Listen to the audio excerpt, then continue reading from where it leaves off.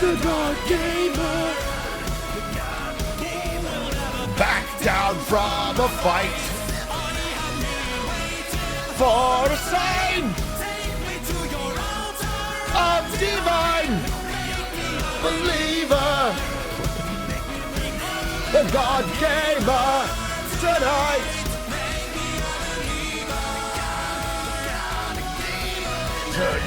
Wait, fix the light. Hi, Srimes. I parasocially love you too. Hello. Oh, God, I gotta fix my hair, bro. What is going on with it?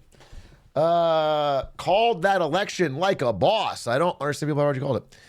I think I called it really good early. And then as I got closer, I got caught up in the polls. And I was like, I guess it's close.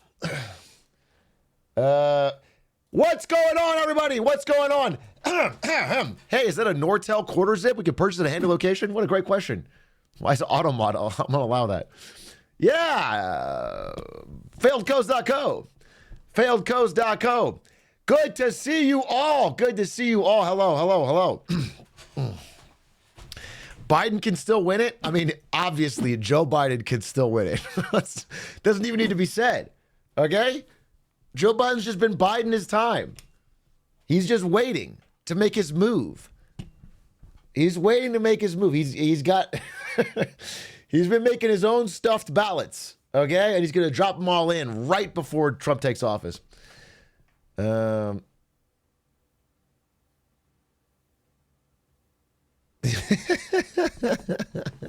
Just bring in the mail-in votes. Canada's actual biggest fraud is core zips costing $90. I think they're 60. Unless it's insane shipping. I couldn't tell you. Let me see if I got possibly a hat here. This might be an Enron hat type day. LeBron James strikes again. What did LeBron lie about? Hey, wait, are the Lakers winning today? Big question. Before we get anything else. It's close. I would really hate Lakers to lose tonight because then they're 4-4 and all the Lakers madness goes away. I was feeling Lakers energy. But now it looks like they might lose. Put Bronny in. Put Bronny in. Dad, I made something I'm proud of. Why do you hate me so? Jay Murdoch, what did you make me that I'm so proud of? What did you make it for? You just said, Atrioc, I made you a thing. Well, looking at your chat history, you've been saying, Atrioc, I made you a thing for like fucking multiple streams. What did you make me? What did you fucking make me that we all have to hear about? Put a hat on. I need to put a hat. Make me a believer.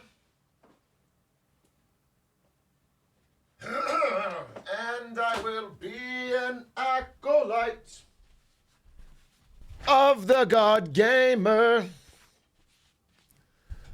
And back down from a fight, I will be waiting for a sign. Hey, Shrek, this is President Biden asking me, what are you doing on January 6th? Do you want to come to Washington? You got to pay my flight, Biden. You got to pay my flight.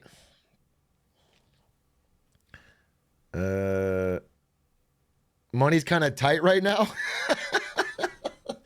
You're still the president.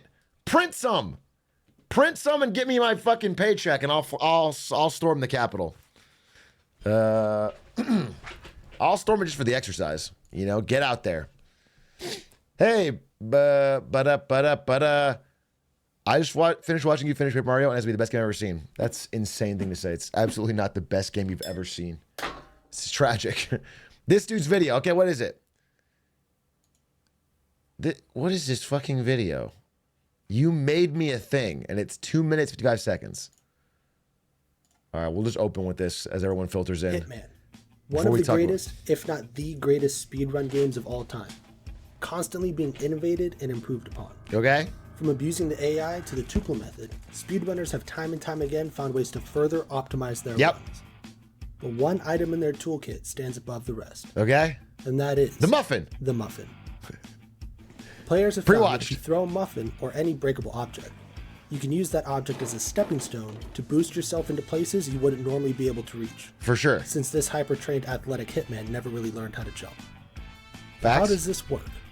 And I don't mean the game collisions or the coding to make this possible. I mean, how could you make this work? Do you mean in real life? So, I turned to the smartest person I know. Twitch chat. Okay.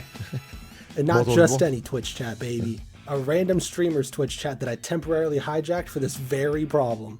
And by the grace of the gods, I met Diablo Dueler, the exact mathematical mind I needed to solve this complex equation. Okay. The average bakery blueberry muffin weighs about 5 ounces. Sure. And everyone's lovable clown weighs roughly 187 pounds, or 84 kilograms. There's no fucking way that Agent 47 weighs 187. He's like 6'6". He has to be closer to 190, 200. Easy.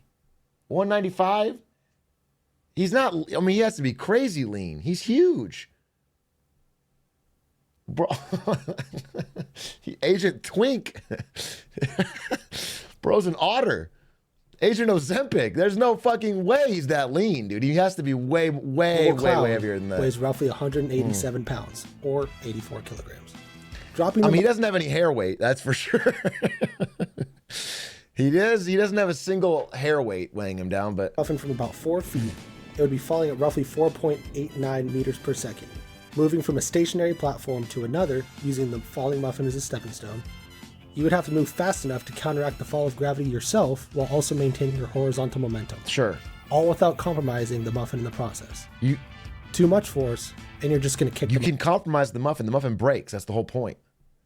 The whole point is the muffin breaks. Muffin away. Not enough, and you're going to look like a fool littering on the stairs. But how much force would that take exactly?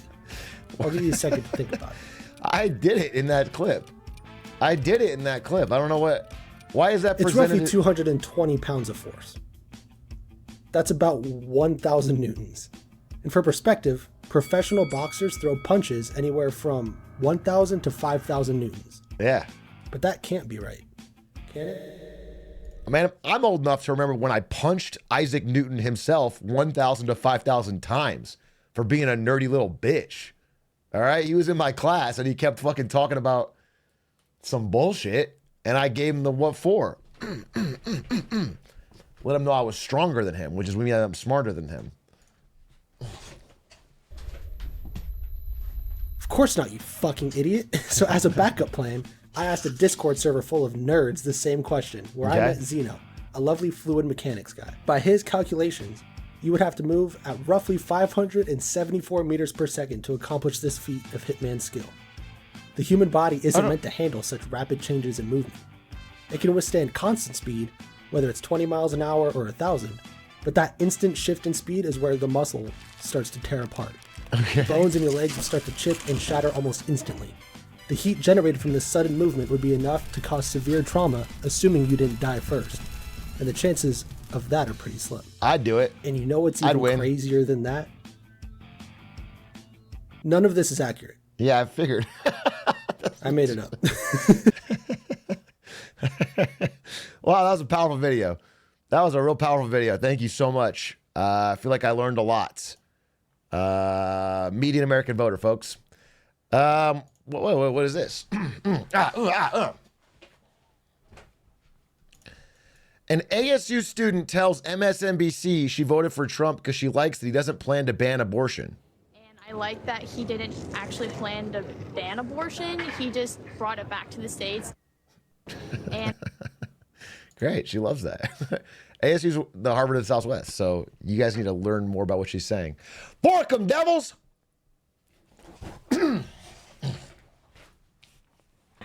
Fork 'em, devils!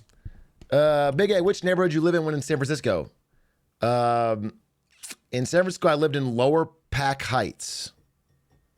And I got apartments from a Russian landlord who wanted to burn it down so that he could get rid of the rent control. The apartment was filled to the brim with black mold. To the brim with black mold, dude. Had I stayed longer, I'd probably have a fucking heart murmur or a... He had no interest in repairing or fixing any of it. He was just hoping we would leave so we could get rid of the rent control. Smoking that pack that takes you to the heights, dude. Facts. Fucking facts. Fucking facts. Yeah, dude, that's why I voted for Harris. Dude. It was all the black mold. I got the spores in my brain. Dad, I also started a new marketing job this week. Do you love me yet? Okay, Jay Murdoch. I'm not your dad. Thank you for the Hitman video. Congratulations on the marketing job. I'm not your father. Just because I'm having sex with your mother does not mean I'm your father. Okay? There's a difference. Okay? I don't have custody. Hello.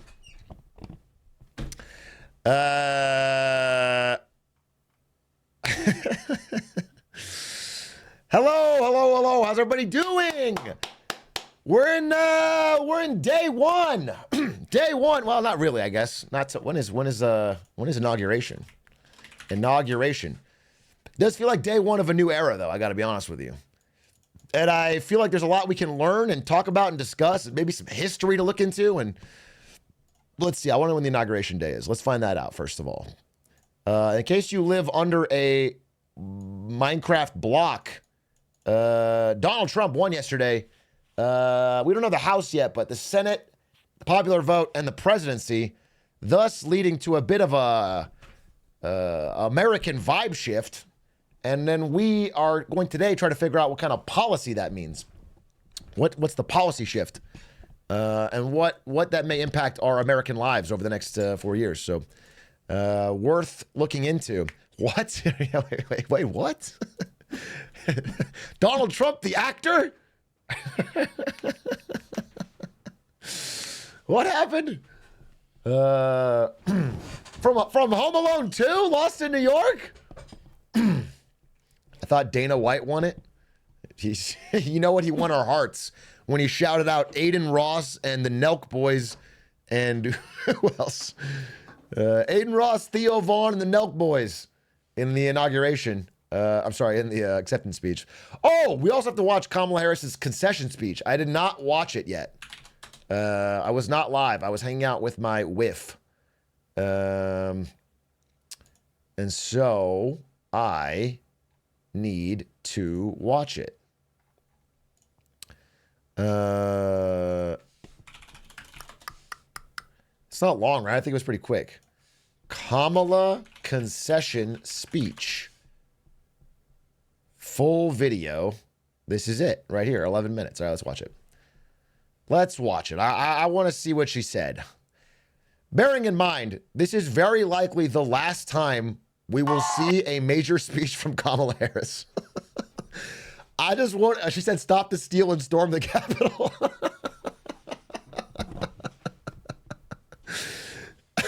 It would be so funny. It would be so funny. It would be such a way to go. What are these mail-in ballots? Stop the steal. Stand up and stand by.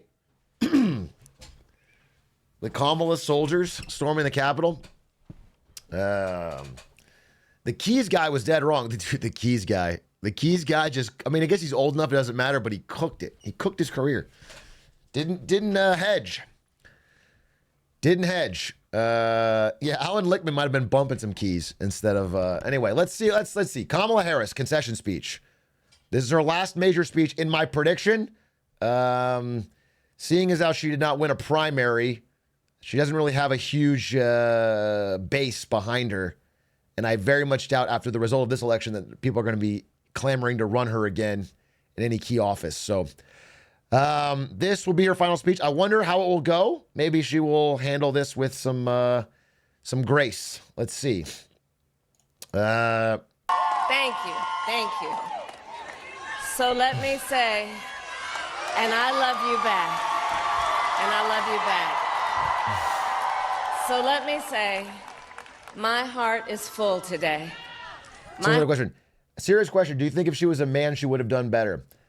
If she was still the vice president, if she was Joe Biden's vice president, she could be The Rock. I think she would have lost, to be honest. I mean maybe a couple things swing a couple points swing a couple ways.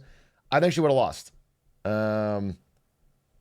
I think the margin was big enough that it, like I said yesterday, I think so many YouTube videos and articles and clips and discussion points and shorts are going to come out over this whole week talking about all the little things that could have gone differently. I think none of that really matters. I truly think the margin was so wide, and the rationale was so clear that I really don't think, yeah.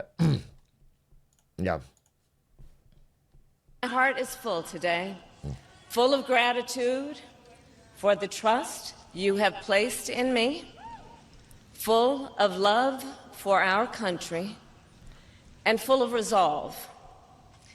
The outcome of this election is not what we wanted, not what we fought for, not what we voted for, but hear me when I say, stop the steal. Hear me when I say, the light of America's promise will always burn bright. As long as we never give up, and as long as we keep fighting. I like that. To my beloved Doug and our family, I love you so very much. To President Biden and Dr. Biden, thank you for your faith and support. To Governor Walz and the Walz family, I know your service to our nation will continue. Big Tim! And to my extraordinary team, to the volunteers who gave so much of themselves, to the poll workers and the local election officials, I thank you all. Look, I am so proud of the race we ran, and the way we ran it, Over the 107 days of this campaign, we have been intentional about building community and building coalitions. Okay. Bringing people together from every walk of life and back. I'm not trying to kick someone while they're down. I'm not. Again, I did vote for Harris here, but the coalition that was built was against you. Like it was the coalition. It was a massive, massive downswing from 2020. The coalition was not. Background. United by love of country with enthusiasm and joy in our fight for America's future. And we did it with the knowledge that we all have so much more in common than what separates us. Now, I know folks are feeling and experiencing a range of emotions right now. I get it. But we must accept the results of this election. Earlier today, Someone boo. I spoke with President-elect Trump and congratulated him on his victory.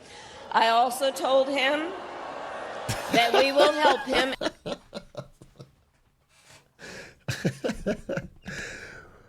It is kind of fucked up that, storming the Capitol looked really fun, and only one side got to do it. Now it's like it's taboo. Do you know what I'm saying? It should be a double-edged sword. Like,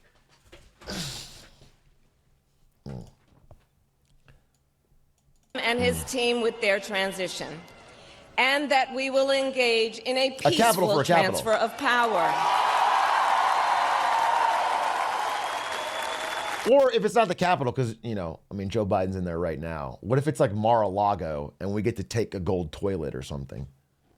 Mom said it's my turn.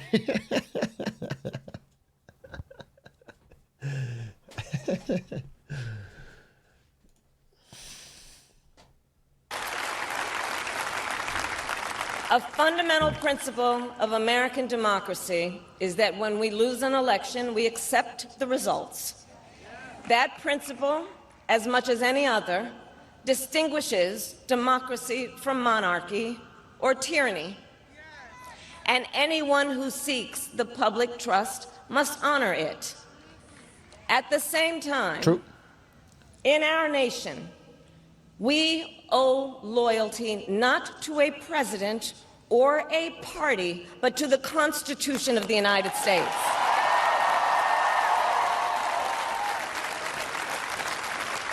And loyalty to our conscience and to our God. My allegiance to all three is why I am here to say, while I concede this election, I do not concede the fight that fueled this campaign.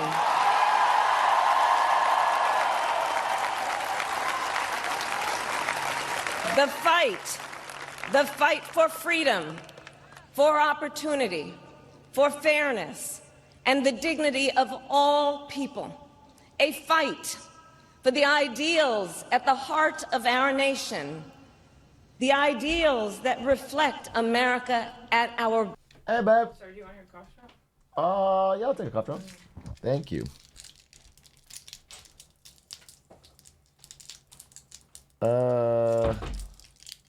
Yeah, speech is fine so far. Speech is fine so far. I mean, what are you supposed to say? You know, I think it's a pretty good thing to say. The coalition part did not ring true, but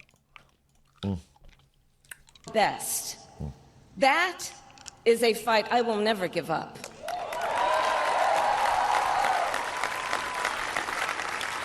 I will never give up the fight for a future. okay, just stop saying I though. The thing is, Kamala Harris, we got to be clear, is not going to be the leader, the face, the rallying point, of anything for any movement going. It's just not going to happen. So I don't say I. Like, you can say we as part of a greater movement, but it's not. She's gone. She's gone now. It is over. Where Americans can pursue their dreams, ambitions, and aspirations. We're bringing back Joe Biden. we are propping him up. Weekend at Bernie's, dude. Putting some glasses on. It worked in 2020. It's got to work in 2028. Where the women of America have the freedom to make decisions about their own body and not have their government telling them what to do. I'm sorry, come on. But I heard from a very reliable. And I like that he didn't actually plan to ban abortion. He just brought it back to the States. So this is it. This is from my alma mater. So I think you fucked up there, Big K. We will never give up the fight to protect our schools and our streets from gun violence. And America, we will never give up the fight for our democracy, for the rule of law, for equal justice, and for the sacred idea that every one of us, no matter who we are or where we start out, has certain fundamental rights and freedoms that must be respected and upheld.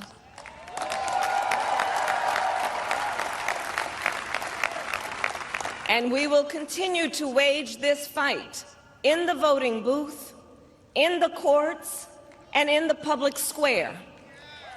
And we will also wage it in quieter ways, in how we live our lives. I get you. Understood. Stand back and stand by. Understood. By treating one another with kindness and respect. By looking in the face of a stranger and seeing a neighbor. By always using our strength to lift people up, to fight for the dignity that all people deserve. The fight for our freedom will take hard work, but like I always say, she should do a last minute. Just in the middle of the speech, just be like, I'll make gas free. I'll make gas free. Free gas. Free gas. One more vote. Run it back. One more vote. Gas is free. Oh, I swear to God, shit might work. Shit might work. She's not, I'm joking, but she's not talking about any of this stuff, so. We like hard work. Hard work is good work. Hard work can be joyful work. And the fight for our country is always worth it. It is always worth it.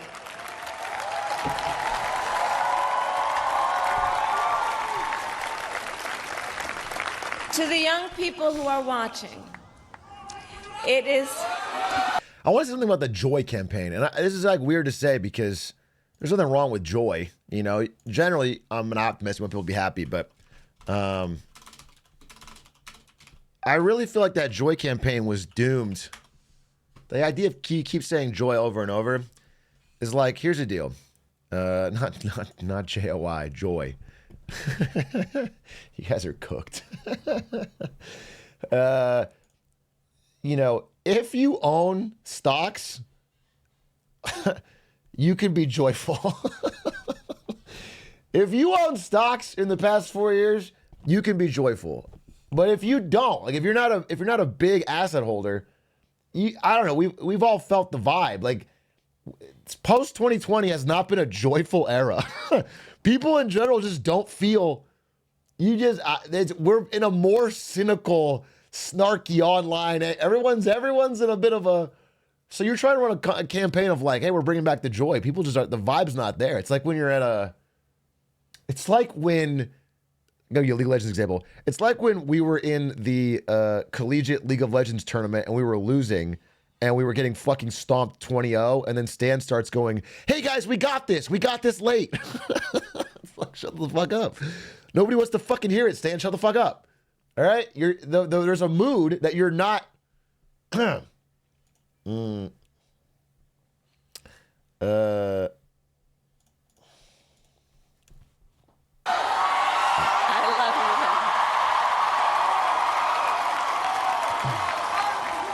To the young people who are watching, it is okay to feel sad and disappointed, but please know it's going to be okay. On the campaign, I would often say, when we fight, we win. But here's the thing. Sometimes the fight takes a while. That doesn't mean we won't win. That doesn't mean we won't win. The important thing is don't ever give up. Don't ever give up. Don't ever stop trying to make the world a better place. I like that too. You have power. You have power. And don't you ever listen when anyone tells you something is impossible because it has never been done before. I like that too. That's better than I thought. That last part. You have the capacity. She got side-eyed so hard, though. This girl was like, nah.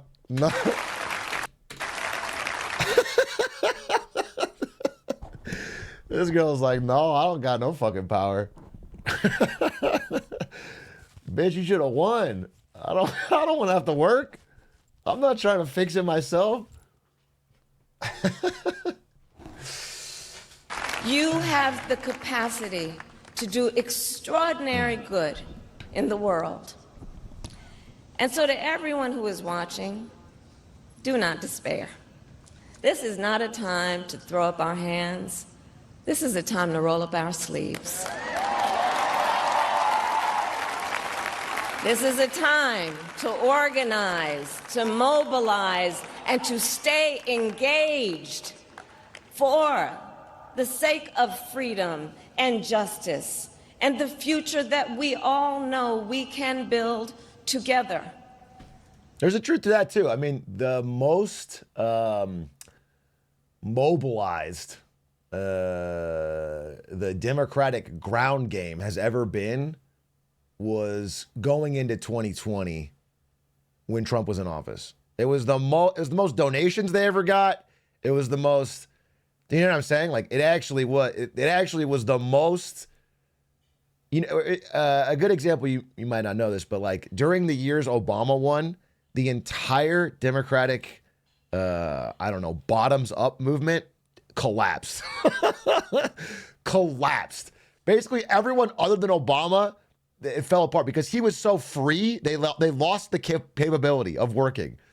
Obama just was a slam dunk for everyone else got crushed in the midterms. They got crushed in the House. They got crushed. So there is something to be said about what she's saying here. Look, many of you know I started out as a prosecutor, and throughout my career, I saw people at some of the worst times in their lives. People who had suffered great harm and great pain, and yet found within themselves the strength and the courage and the resolve to take the stand, to take a stand, to fight for justice, to fight for... She thought that was a bar. She thought that was a bar. A little smirk. For themselves, to fight for others. So let their courage be our inspiration. Let their determination be our charge. And I'll close with this. Okay. There's an adage an historian once called a law of history, true of every society across the ages. The adage is, only when it is dark enough can you see the stars. I know many people feel like we are entering a dark time, but for the benefit of us all, I hope that is not the case. But here's the thing, America, if it is, let us fill the sky with the light of a brilliant, brilliant billion of stars. She's saying fire missiles on the Capitol. I hear her. I get it. Let's fucking go. She's saying let it... Let the choppers sing. Loud and clear, Kamala. Understood. Loud and clear.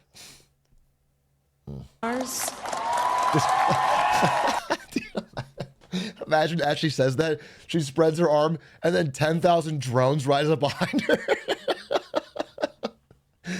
10,000 drones. Her, Biden, and Obama have been building. It's like Tony Stark in the some Ultron shit.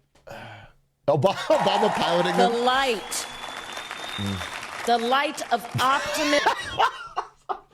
Someone said Mecha Biden, and I just pictured a gigantic fucking Mecha Godzilla type Biden with the glasses on.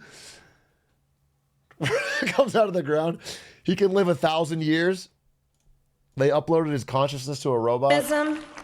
Of faith, of truth, and service.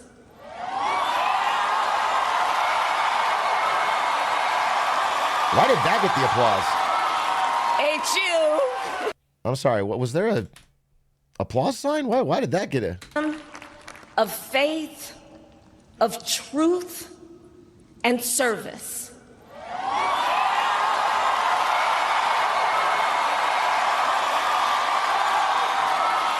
It's you. Bless you.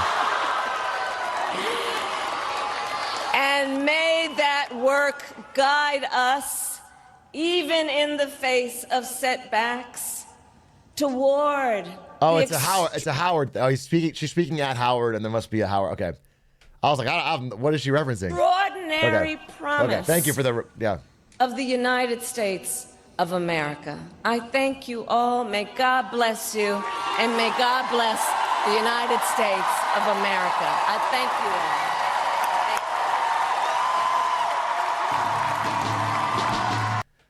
All right. I don't not terrible. The parts I liked were about, don't despair. Fight's not done, etc., etc. Everything else was normal rolled salad, I guess. But I can't imagine she's going to be giving many more speeches. Let me blow those real quick. One second.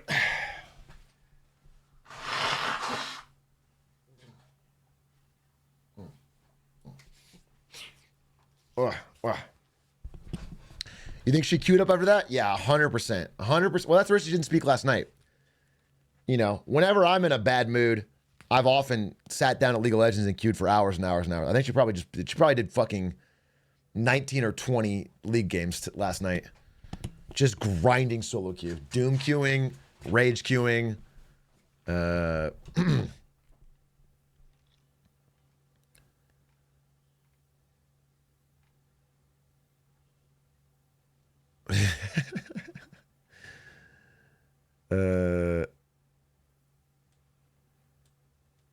I really thought after the Cardi B endorsement she would win. You thought that was the swing? You thought that was it? You thought Cardi B was about to shift the... Yeah, I feel like most experts thought that as well. I thought... What was Bernie's statement? Bernie had a statement? It should come as no great surprise that a Democratic Party which has abandoned working class people would find that the working class has abandoned them. While the Democratic leadership defends the status quo, the American people are angry and want change, and they're right. Let's see, read the rest. Today, while the very rich are doing phenomenally well, 60% of Americans are living paycheck to paycheck, and we have more income and wealth inequality than ever before. Unbelievably, real inflation accounted for weekly wages for the average American worker are actually lower now than they were 50 years ago. Today, despite an explosion in technology and worker productivity, many young people will have worse standard of living than their parents. And many of them worry that artificial intelligence and robotics will make a bad situation even worse. Today, despite spending far more per capita than any other countries, we remain the only wealthy nation not to have guaranteed health care to all as a human right. And we pay by far the highest prices in the world for prescription drugs. We alone among major countries cannot even guarantee paid family and medical leave. Today, despite strong opposition, it's funny because I think this was a mistake of Kamala's campaign as well. I believe Tim Walz wanted to push this hard, paid family medical leave, and they didn't make it part of their messaging. Again, all minor things that I don't think would have swung the outcome of this election, but I think that would have helped. Today, despite strong opposition from a majority of Americans, we continue to spend billions funding the extremist Netanyahu's government, all-out war against the Palestinian people, which led to horrific humanitarian disaster of mass malnutrition and the starvation of thousands of children. Will the big money interests and well-paid consultants who control the Democratic Party learn any real lessons from this disastrous campaign? Will they understand the pain and political alienation that tens of millions of Americans are experiencing? Do they have any ideas on how to take on the increasingly powerful oligarchy, which has so much economic and political power? Probably not. In the coming weeks and months, those of us concerned about grassroots democracy and economic justice need to have some very serious political discussions. Stay tuned. Stand back and stand by. Bernie Sanders.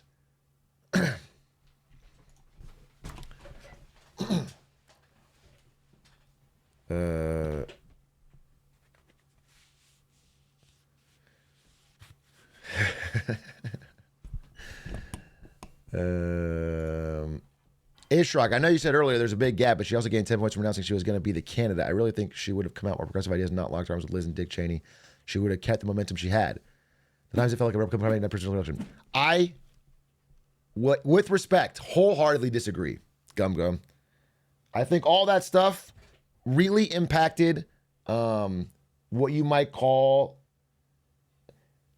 an online youth vote who was very plugged in. And I think that would have made you more excited with good reason. And I think it would have helped turn out in that subset of the youth. But this is not why I think this election went this way it did. Didn't the youth vote for Trump? No, they voted for Trump at a higher rate than they did in 2020. But the youth still overall voted for Harris. But that a swing in that wouldn't have changed it. I mean, this was such a big swing. Do you know what I'm saying? It's such a big election. And the vast majority of where he got the support was within like, what was it, 40 to 54-year-old. That's where he had the mass majority. It's just people mad about grocery prices. I swear to God, grocery prices, housing prices. And so I want to talk a little bit about that. I talked about it yesterday, but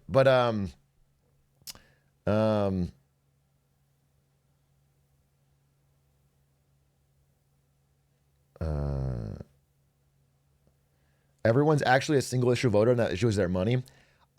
I would say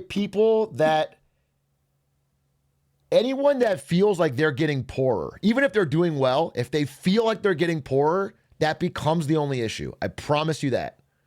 If they feel like they're getting poorer or things are getting harder or worse, that becomes the only issue. Because there's a lot of people that weren't actually broke. I think we over talk about how it's like the poor struggling worker. It's like if you're a car dealer owner, you might feel like it's getting harder. Perhaps it is, but that once that's your issue, that becomes it. Now, again, I've been well aware. I've been sounding this alarm for a long time, and I've been talking about this. My concern, and this is what we're going to watch with this election. This is what's so important to me. I'm going to do a lot of videos about this. I already have editors compiling all of the times that Trump said, "I will fix this so easily and so quickly." Because I almost want to speak to some people that voted Trump in here. Here's the deal. If that was your main issue, if you're like, hey, bro, I'm pissed about jobs and the economy and I'm pissed about gas prices, don't blame you, bro. I actually found it to be very insulting that, Biden and that establishment kept saying how good things were. It's just not the case. It's not the case. However, the reason I voted Harris is not because of any of the talking points of her party or Democratic establishment. It's because I think people never imagined it could get worse. People never imagined like, oh, the economy's bad, we need someone else. It's like status quo or bad. It could go worse. You will never think it could be that two options. It's either like status quo is bad, so it can get better. So I'm of the opinion he will not fix these problems. I'm of the opinion he got a pretty easy ride in 2016 to 2019. No major challenges that he had to overcome. And then when he had his first one, 2020, which was COVID, he handled it, I think, pretty poorly. I think, there's a lot of people that voted against him in 2020 that voted for him now. That felt the same. They didn't like how he applied COVID. So what I think is going to happen, and we're going to find this out, I think, relatively quickly, is that he's not going to be able to solve the problems he said he's going to solve. Now, we're in the honeymoon phase. I almost don't want to say this yet because after a big landslide election like this, I mean, you're going to feel it. This is the honeymoon phase where it's just fucking Trump, let's fucking go. At least we got to give it a few months for that to die down because this is like when everyone thought Obama would fix all the problems in the world. Okay? Once you have that big landslide election, there's just a roaring wave of support. Now, I just want to tell you, I want to speak almost to Trump voters, like just to keep your mind open, bro. Because here's what I think is going to happen. I think we're going to flash forward exactly 1 year from now. You can almost clip this. And there's going to be people who agreed with me. Right now, the economy's bad, bro. Even if the stock market's up, like regular people are getting fucking screwed. And in 1 year, they're going to be like, the economy's great, bro. Look at the stock market. They're going to be like, the economy's great. He's crushing and everything is so good and you don't understand it. Look at this headline, whatever. I feel like people are going to just some of them are going to flip and they're going to flip their exact argument, even though they agree with me now. And I'm going to stay standing. I'm going to say the same. Okay. And I think it's going to become more clear over not even 4 years. I think 1.5, 2 years that he's ill-equipped to fix the real serious problems that America's facing from all fronts. And when that happens, I just want you to keep your mind open. I just want you to keep your mind open that there's other options in the world because there's going to be a lot of psyops the way there is now. There's going to be a lot of trying to convince you that something else is at fault and it's fine. Everything's good. All right. That's my take. So, and I want to show you a little bit of history. So,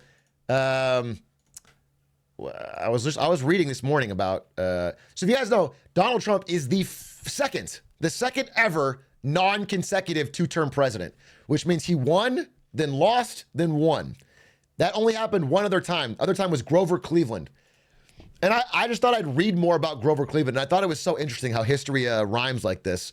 Grover Cleveland, when he came back to win the presidency, had this, I was reading this history. Grover Cleveland becomes the first and so far only president to serve 2 non-consecutive terms. His inaugural address focuses on tariffs, sound currency, and civil service reform. It's just interesting, right? Anyway, perhaps you don't study American economic history, but if you want to know what happens when Grover Cleveland came into office in his second term, the nation entered the most severe depression in its history. Anyway, after his term, they threw him the fuck out. They threw him and his party the fuck out. So what I want you to understand is, like, a lot of you are like, oh my God, it's over. It's now Trump's in power and the Republican Party will win forever and ever and ever. But if you look at American history, we've had ups and downs like this all the time. And if he does a bad job, which I am convinced that he would, again, if you are against Trump and he does a great job, well, then that's why. If he does a great job, then I'm going to fucking support him. But I think realistically, he's not going to. He's not going to solve the problems he says he's going to solve. And it's certainly not going to be quickly and easily. So I just want us to be realistic about how things can actually change rather quickly in future elections if he doesn't live up to his promises, which I think he won't. What about the Supreme Court? Go with the bad, bro. We gotta take realities. Realities on the ground. Realities on the ground. But I'll keep an open mind. Again, you know what it reminds me of? You know what it reminds me of exactly? Is when I made that video when Elon Musk first bought Twitter. And I said, bro, let's give him a shot. It can't get any worse. That's what I said. You can go find the video. I said, listen, Elon, he's had some smart moments. Tesla's doing really well. Let's give him a shot, okay? So I'm doing the same thing. I'm going to keep an open mind. But we're compiling all the promises. We're getting a supercut of all the quickly and easily promises. And I want you to watch that honestly and be like, and take a look at the real world, whether they match up to what you're seeing on the ground as a human being.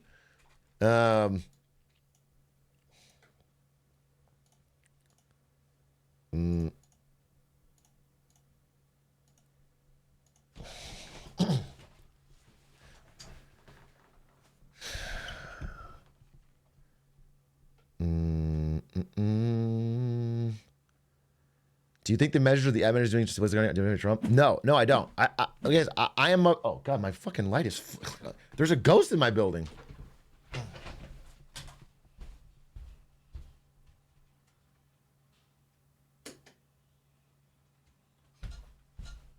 Holy shit! It's the ghost of Joe Biden haunting me.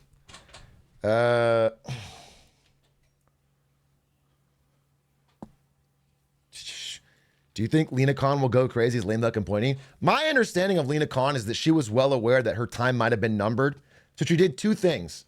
Number one is they passed a bunch of stuff recently. And it was not major, huge stuff, but it was like simple, good stuff. It was things like the 1 click to cancel. It was things like the, McDonald's can fix their ice cream machines, right to repair. It was things like they did all these little things. And she did a tour. She did like a press tour.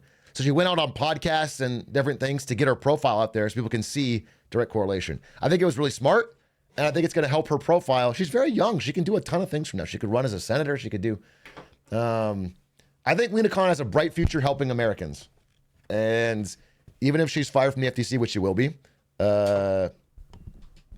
there's positivity there.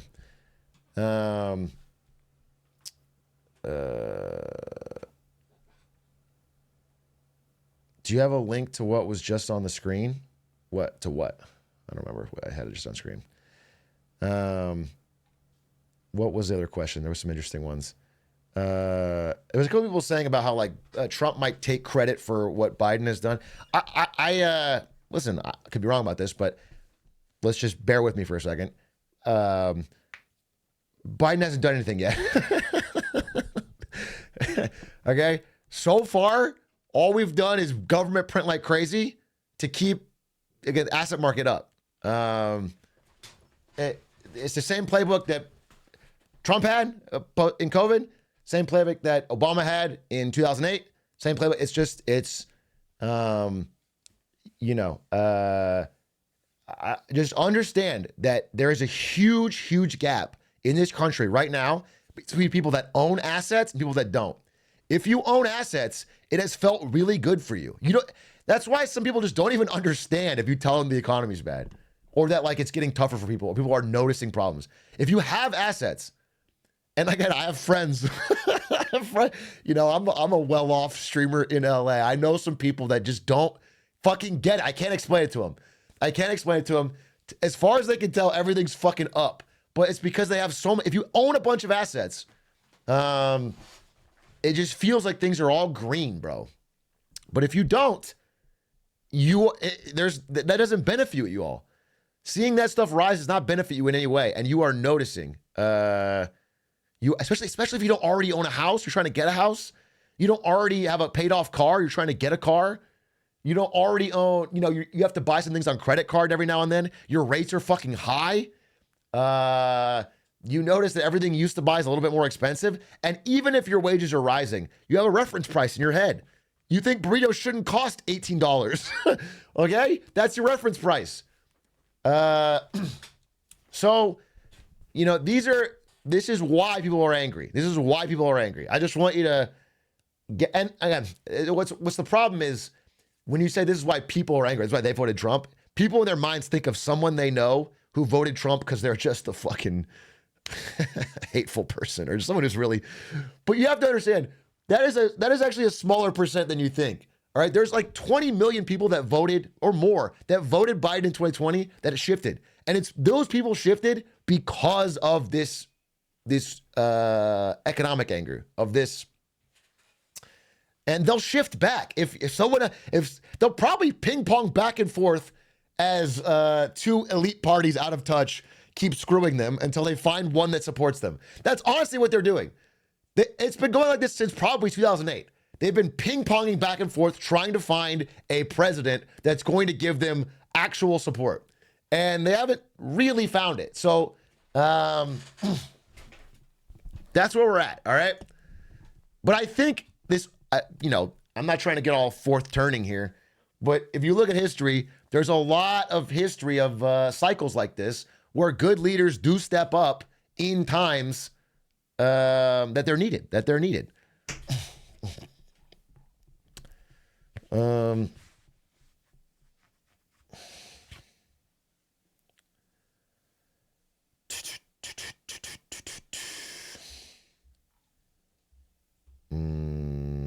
I'm reading the fourth turning, very true to the start. Yeah, it's great. I don't think it's all 100% fact or true, but it's an interesting way of looking at the world, and I think there's a lot of truth in that.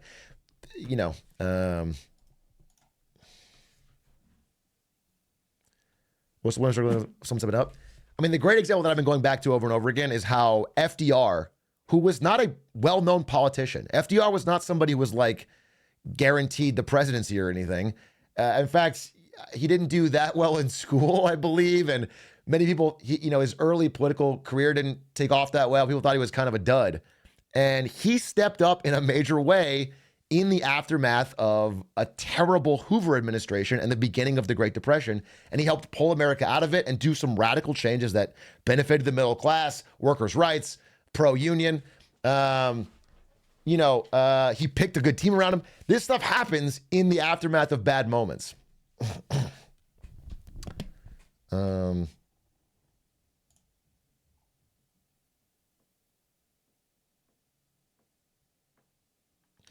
I would vote for Bernie if he was a brain floating in a bathtub of water.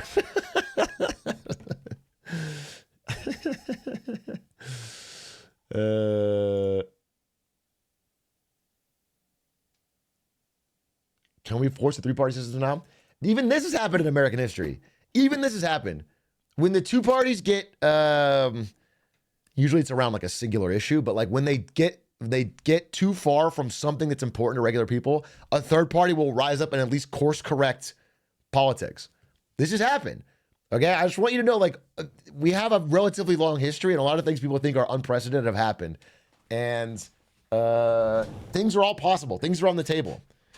I think putting your head in the sand and being like it's all Jover is crazy. I think it's crazy. I'm not. It's a little early to be mad at you, and I understand, and people take time to process, but just keep an open mind.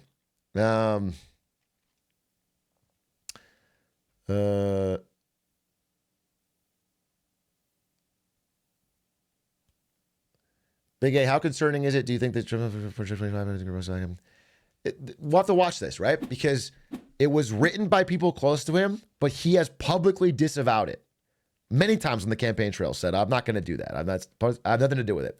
So we'll watch. We're going to watch. We'll have to say, right? So we'll have to watch. Right?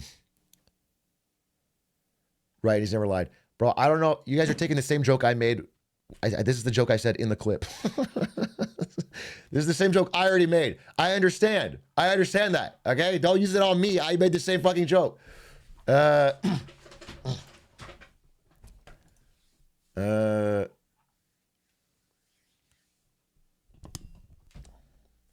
FDR carried by World War II. Insane to say a president being forced into the problem of World War II is being carried by it. It is an enormous challenge. It takes incredible leadership. It's one of the reasons he's such a great president. It's insane to say you were carried by it. It's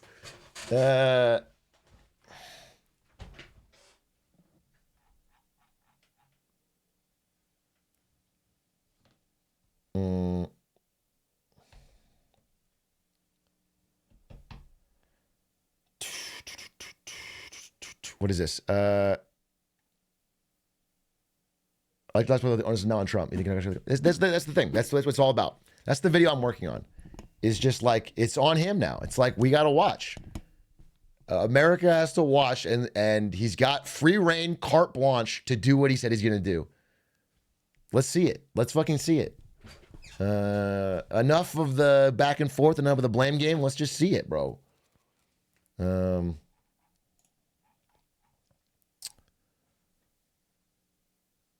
People learn at oh yeah this is what people are saying. Again, it's so reductive to say that World War II just free carried US out of the Great Depression. It lines up, and again, the mass industrialization of the economy around World War II of course helped, but that's not, there's so much more to it. And he had incredible leadership during that period,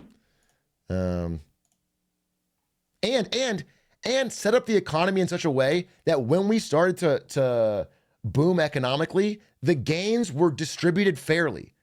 Do you understand that the World War II industrialization could have led to another Gilded Age where all of the money and the growth went to a few people, but it didn't. It went to a massive growing middle class.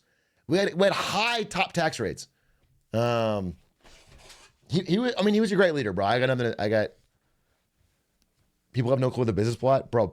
Yeah, there's a movie you could watch. It's that recent one, Amsterdam, I think. But a bunch of like super rich businessmen tried to get FDR killed and do a coup on the American government. They tried to replace him with a general so they could, because they were so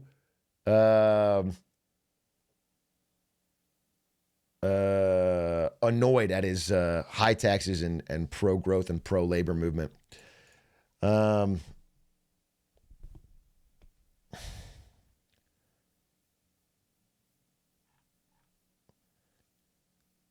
Did you see the Vox videos?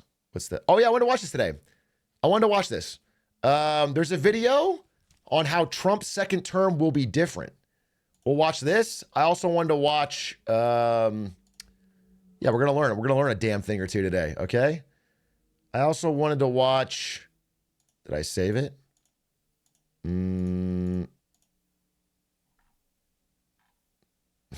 Is this a man carrying thing video?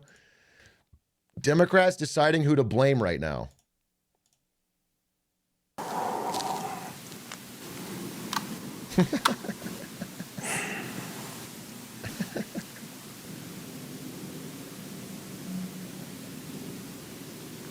Oh, yeah.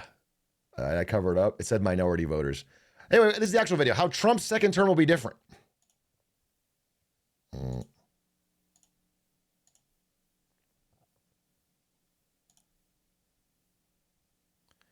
Wait, is there a Sahib Singh video? Because I'll watch that first. He's fucking hilarious. He's fucking hilarious. I would love to hear what he has to say.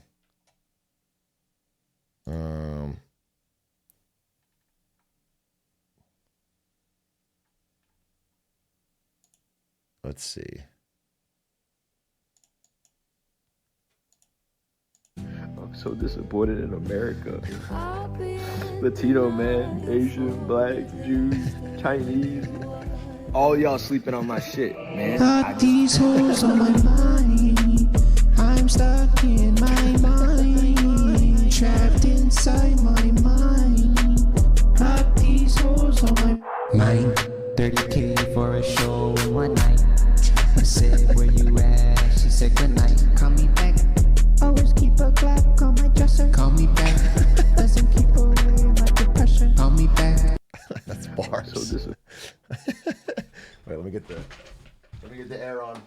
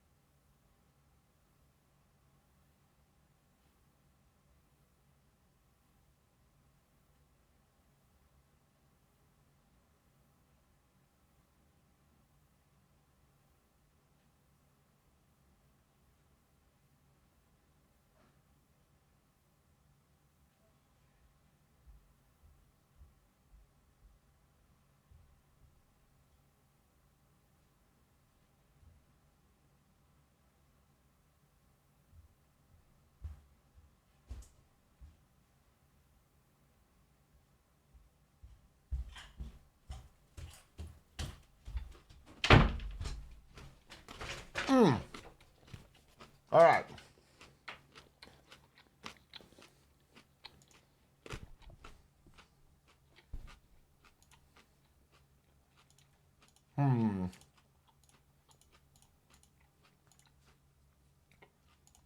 Where's this Vox video?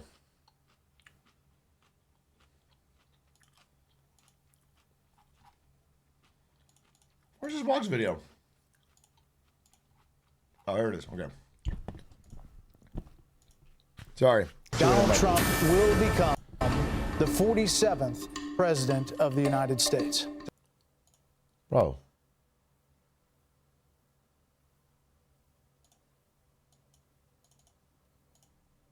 Give me a full... Dude. There we go. I want to thank the American people for the extraordinary honor of being elected your 47th president and your 45th president.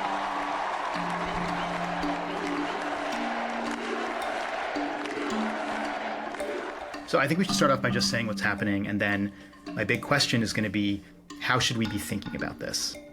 We now know that Donald Trump is returning to the White House. American voters have seen what Trump had to offer, and at least a critical mass of them decided they want to do the same thing again. I called up some colleagues at Vox to ask what we should be making of this moment, and I ended up spending a long time talking to Zach. I'm Zach Beecham. I'm a senior correspondent at Vox. Zach writes about reactionary politics, the right wing, basically. And the thing that he really wanted me to understand is that even though the outcome of this election is the same as the 2016 election, the Trump who is about to become president...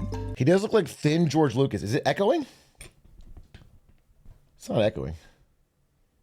Is different. Donald Trump is much more organized. He knows what he's doing, has a series of distinct policy objectives that he's reiterated again and again. It will be in a lot of ways fundamentally different than what we all lived through 4 years. What's up? Did you take my carrots? I took a couple.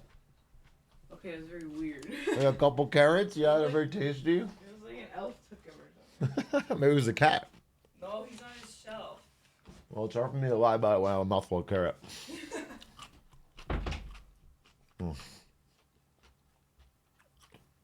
Yoink.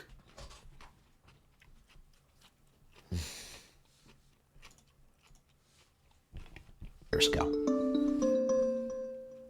All right, let's see it. Let's see it. Lock up the Bidens. Lock up Hillary. Lock them up. The first time Trump was president, he wanted to do all sorts of very controversial things, and a lot of times he didn't actually end up doing them. One big example is wanting his critics and political opponents to be prosecuted. He was constrained by other parts of the political system, the guardrails of democracy. I'm Andrew Prokop. I cover politics. The guardrails encompass first Congress and the courts. But also within the executive branch, you have Trump's own appointees for top positions who often last time around proved unwilling to carry out some of the things he wanted to do. Then you also have the permanent civil service career employees that he can't fire at will. Well, first of all, the courts have grown more conservative and more Trump-friendly since he put 3 of his own appointees in the Supreme Court. Congressional Republicans have grown. He really did bink the timing on dying Supreme Court justices. Insane to get 3. Insane to get 3.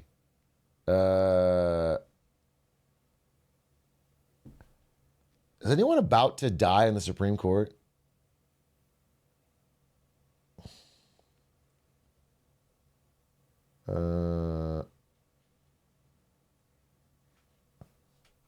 Let me check this. Let's check the Supreme Court ages. Let's get a...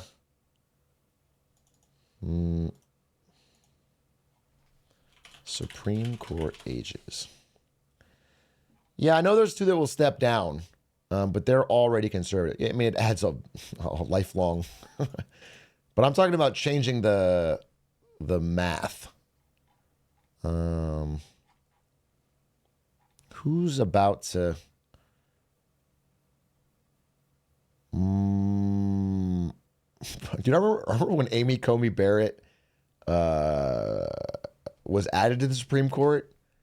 And this is like when I first started streaming.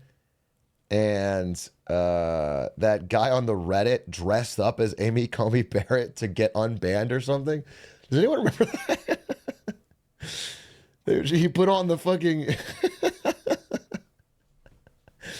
That was a throwback. Yeah, he did it like flirty. He did like a flirty Amy Coney Barrett. What a shocking. That's crazy. The first thing I think of. That was a while ago. All right, who's old? Age 69. Nice. 76, 74, 70, 64, 57, 59, 52, 54. All right, so it's Alito and Thomas that are going to step down, right? Likely.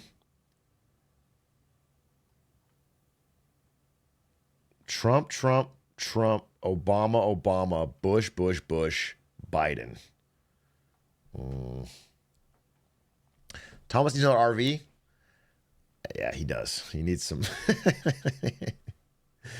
Bro, that's crazy that he started like around when I was born. It's crazy. Bro has been in power for lifetime appointments is just ridiculous. It's ridiculous for a judge. It's crazy. That's too long. That's too fucking long. That's wild. All right, we'll go back to this. Much more pro-Trump. Trump and the people around him want hardcore MAGA true believers staffing the government who will not have these pesky qualms about legality or ethics or things like that. And regarding the civil service, Trump wants to use an executive order to reclassify thousands of people with civil service protections against firing as political appointees who he can fire, to then put in a lot of MAGA loyalists in their place instead. He's had 4 years to basically stew over, what he didn't get to do last time and what he would do differently if he was given another chance. And now he will seemingly get that chance. We're going to have the largest deportation in the history of our country. The mantra that Trump had on the border on 2016 was build the wall. That was his centerpiece of his immigration platform. That sort of changed over the course of his presidency, and increasingly he wanted to turn his attention not to the border, but to the interior of the U.S., the undocumented population here. I'm Nicole Norea, and I cover politics and immigration for Vox. Under Biden, there were record levels of people arriving on the border. We've seen those numbers come down significantly in 2024, but when Americans are polled, large portions of them say that they want mass deportations. They might be thinking about people being deported immediately after they arrive on the border. As his first major but that's thing, not if I what Trump's assume. contemplating. He's trying to go into communities across the U.S., and we're talking about people who have lived here, for years and decades. That would sort of involve huge investments in law enforcement and also the cooperation of local law enforcement agencies, which I'm not sure we would see necessarily in Democratic states, but let's say in states like Texas and Florida, certainly you might find law enforcement willing to cooperate with federal immigration authorities there.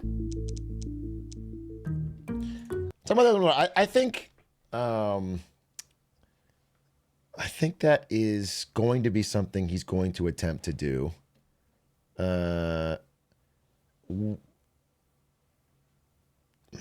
We'll see how it plays out. I think it's going to be so stupid. I'm trying to talk about things not just on the moral level because it doesn't convince anyone. But I truly think that it's going to be so incredibly expensive and and economically bad. I think it's going to be such a disaster, but it's going to be the first thing he does. So I think it's a first 100 days type thing. And so we'll see. We'll see.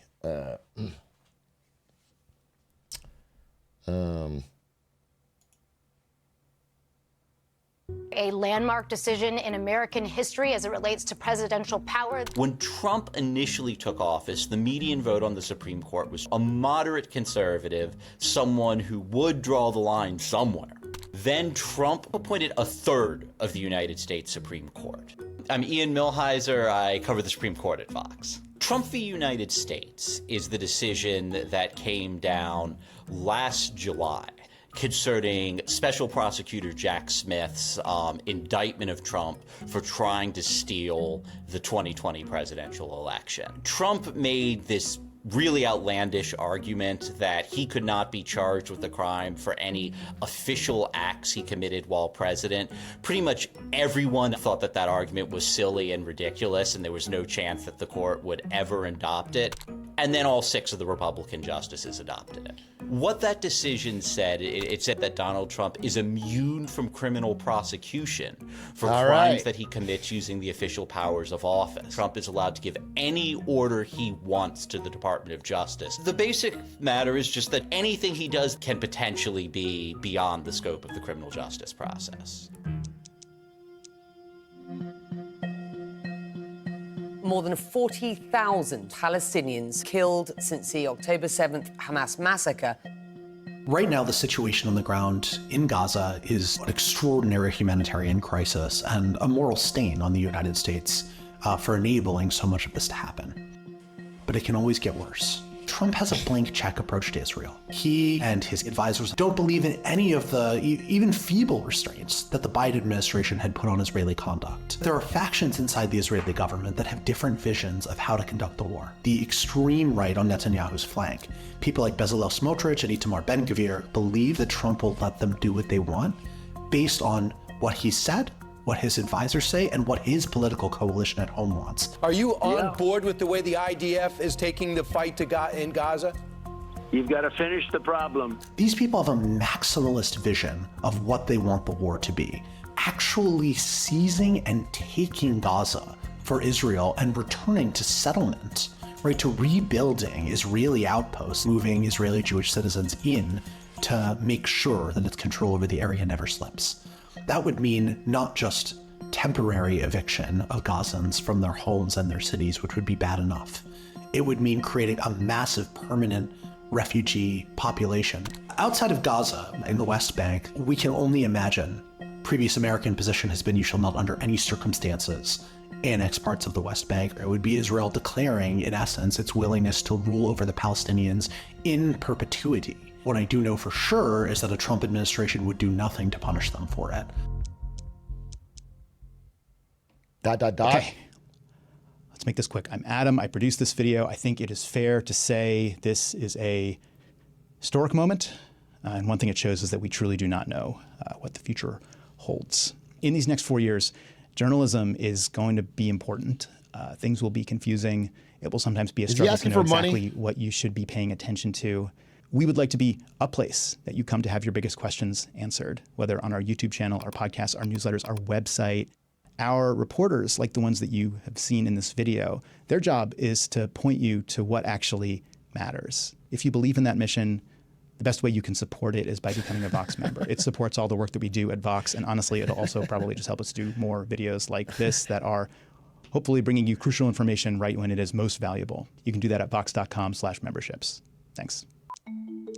Trump declared he would veto a national abortion ban if he's reelected. Trump winning the presidency is not good for abortion rights. I mean, he's been out there claiming that he's the father of IVF, that he's going to be great for women's rights, but he surrounds himself with lots of people who absolutely, do not have that as their goal. I'm Rachel Cohen. I cover social policy at Vox, and I've been really focused on abortion rights for the last 2.5 years since Roe was overturned. Something that has been confusing for voters is that I don't think we're going to see a federal ban coming out of Congress. The biggest way that Trump could, I think, use his executive power to restrict abortion rights is to push for the enforcement of the Comstock Act on the federal level. The Comstock Act was this law passed in 1873, and among other things, it banned mailing anything associated with abortion. When the Supreme Court legalized abortion nationwide, the Comstock Act was rendered moot. It didn't matter anymore, but Congress never actually repealed it. Now that Roe has been overturned, you have a bunch of conservatives, including J.D. Vance, who are saying now is the time actually to enforce this zombie law that's been on the books for decades that people forgot about,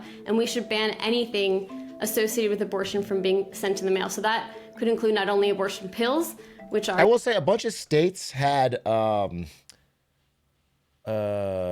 protecting abortion rights on their ballot as a separate line item, as a separate prop. And I think all of them won. Even the states that voted for Trump. Florida lost. Florida.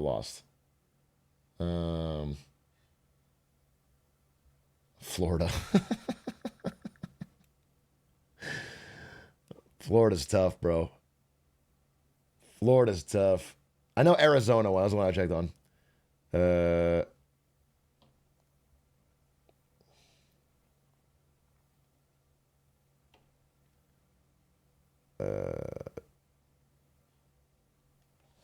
Florida had 50%, but they made a law that said you need 60. That passed by 54. Wait, really? Can I confirm this? Florida abortion vote.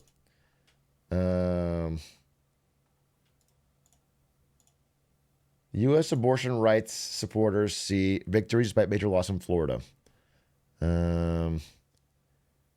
Florida voters.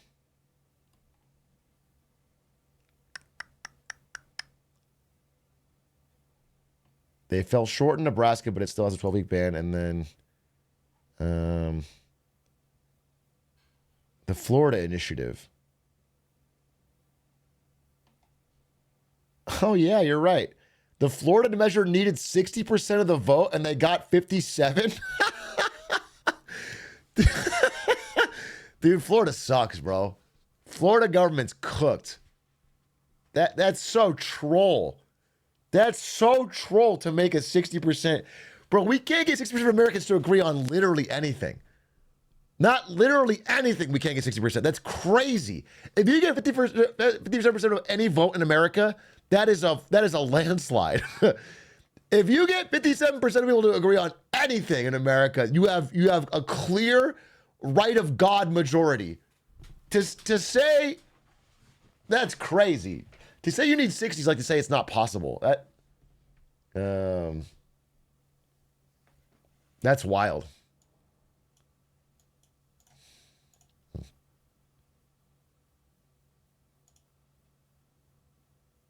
Are used in the majority of abortions in the U.S., but it could also mean any medical. This 60% rule passed with election 60.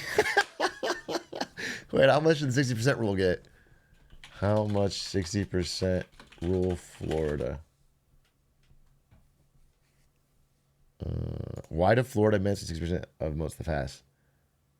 The amendment ironically passed with 57% of the vote. The amendment banning had the same amount of votes as the... That's crazy. That's crazy.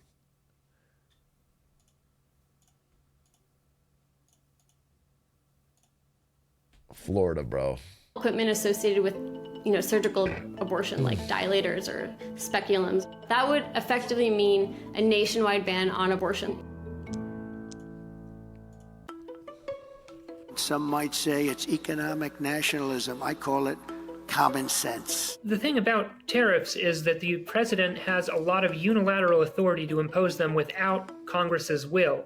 I'm Eric Levitz, and I write about politics and policy. A tariff is basically a tax on an imported good. Usually the producer passes on the cost of that tax to consumers by charging higher prices to compensate for the tax. Trump's signature proposal on tariffs in the 2024 campaign was a 10% tariff on all foreign imports, regardless of what country they come from and regardless of what kind of good it is, which includes things that the United States cannot possibly produce. There's no tax that you can put on foreign coffee beans that will make it possible to grow them in New England. The general consensus from economists is that this is going to significantly increase prices for Americans, as well as actually potentially undermining American manufacturing. I think that in general, voters tend to be sympathetic to any protectionist trade policy, but I think that in practice, as we've seen in the Biden years, voters are very sensitive to increases in consumer prices. On the other hand, though, this is something that Trump really genuinely seems to believe and hold as a core economic principle, really since the late 1980s. We let Japan come in and dump everything right into our markets and everything. It's not free trade. Put a 25% tax on products that come into the United States. Old clip. So that means that Trump plausibly could enact this tariff even if a majority of Republicans in Congress do not want him to.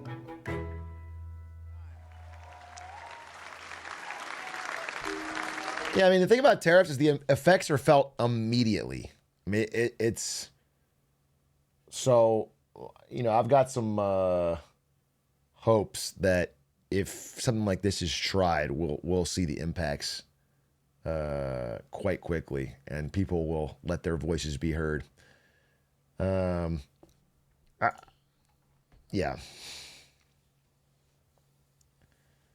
Yeah, I mean, it would affect literally as early as midterm. If you actually did a 20% tariff on everything, I think he's going to try and use tariffs, in I guess a leverage type way. But tariffing allies is just generally stupid. It's just they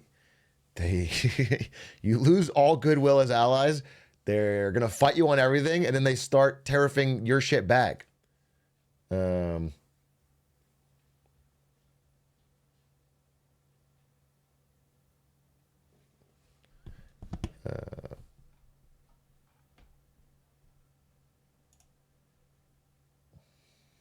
It's time to put the divisions. It's a lot harder to remove tariffs once they're in place. No, it's not. Not really. It's no harder than it was to create them. It's executive order. You can get rid of it. That's not there's no truth to this statement. The hard part is if, you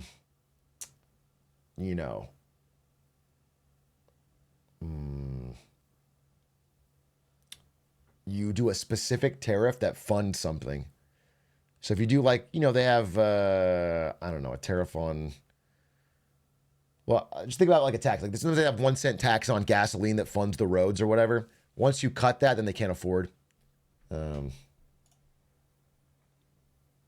Of the past 4 years behind us, it's time to unite. They already tariff our shit, Lamau. Do you have an example? Because I've heard this and they don't. This is not true. I mean, like, for example, I saw someone really vociferously defending this tariff plan as Japan. They were like, Japan tariffs all our cars so we can't compete. And then I looked into it and I was like, wow, is that true? And it's not. Japan doesn't tariff our cars at all. Our cars just don't sell there. They just don't. They literally just don't buy. They don't want to buy Fords. And like, there was an argument that like, once Trump uses tariffs as like a negotiating tactic, Japan will get rid of its tariffs and then we can start selling our shit there. And it's like, we can already sell our shit there. They just don't want to buy it. So I gotta be honest with you. I don't think you know what you're talking about. I'll just be honest with you, bro. I think you've been cooked by some propaganda.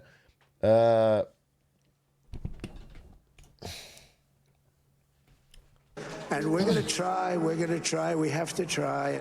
In any democratic system of government, you need nonpartisan civil servants whose job it is to follow and implement the law. A lot of that stuff is technical, from National Parks Administration to the way the Defense Department is run, to the way that we protect and store our nuclear weapons. Trump doesn't like this. Neutral rules of governance obstruct his ability to... You know what's funny is one car brand that's foreign does sell well in Japan. Japan has a great car industry, right? So it just makes sense they wouldn't buy foreign cars in general. Japan designs cars for Japanese people they just know the consumer better. But it's Jeep. Jeep sells great in Japan because they like the American aesthetic of Jeep. It's funny. They think it looks differentiated and cool in a way. But they would never buy a fucking Ford because it's just worse than Toyota. They don't. There's no advantage to it, and no amount of tariff war is going to change that. I mean, the solution to domestic industry not selling well abroad is rarely tariffs. It's usually to improve the quality of what you have. But in some cases, you're so far behind and the industry is so important that a tariff might be good to protect that specific industry. That is why electric vehicle tariffs on China may have a place, or battery tariffs, because if you lose your entire battery industry, that could be so bad in a future where that's important, or you're ever in a war, or what I was saying. That's why those tariffs have an argument. But tariffs on everything it's been tried. I mean, look up like Smoot-Hawley, look up like Grover Cleveland's tariff. Like, look up tariffs in the past and how they turned out, and it was negative. So I'm not I'm not trying to be partisan here. I'm just looking at the facts. Govern like a kind of machine politician who uses government as a tool of rewarding his friends and punishing his enemies.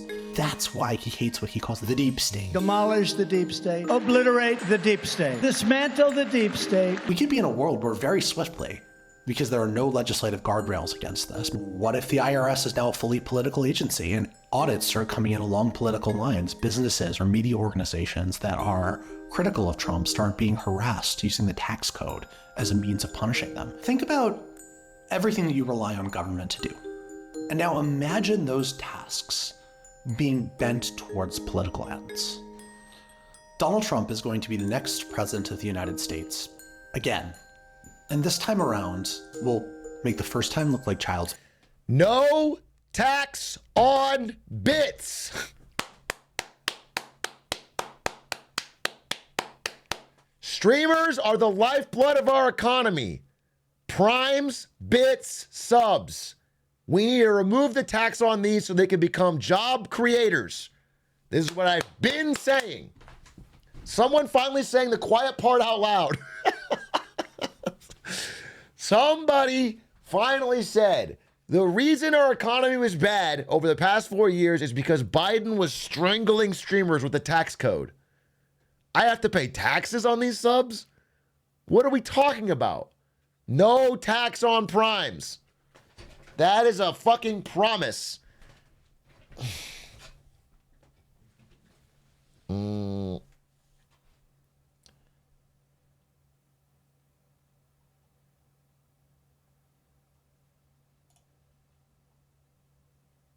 Play. Oh, that's it? Interesting. Interesting.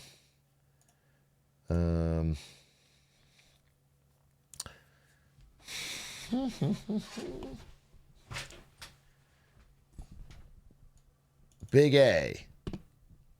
What are you going to watch? What is this? All abortion props together in one place. Oh, what's this? Oh, cool. How did they do? Let's find out. It passed in Arizona. That's the one I saw. It passed in Colorado. It passed in Maryland. It failed in Florida with 57% of the vote.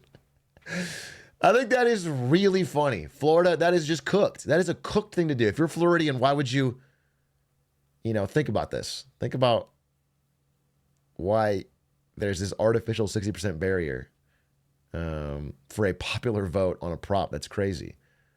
Understand that this is the people, 57%, this is the people that voted for Trump. And a large portion of them voted for Trump and a right to abortion. And then they didn't get it. That's crazy. That's a bad system. Missouri, thank you for the yes. Wow, only 51? Yikes. Yikes, Missouri. Learn a thing or two from Florida, okay? This is not, you can't pass it just because the majority of people want it. This needs to be, let's get those numbers up. Yes in Maryland, yes in Montana, yes in Nebraska, yes in Nevada, yes in New York. Yeah, I mean, this is just broadly popular. This is just broadly popular. I'm sorry. Did I say what is this? Oh, no in Nebraska? Oh, interesting. What is this amendment? Oh, this is a prohibit. Okay, I see. No, it lost. It lost in Nebraska 48-52 and then prohibited after. Wow, this is, people vote so strangely. Why is this such a blowout, but this is relatively close? That's so interesting. Nevada, 63%. New York, 61%. South Dakota. The Dakotas.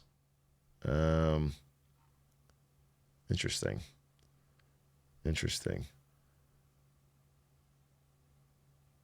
What about ranked choice voting? Was that repealed? It got repealed? Ranked choice voting lasted 4 years? Interesting. Was it too confusing for people? Was it too confusing?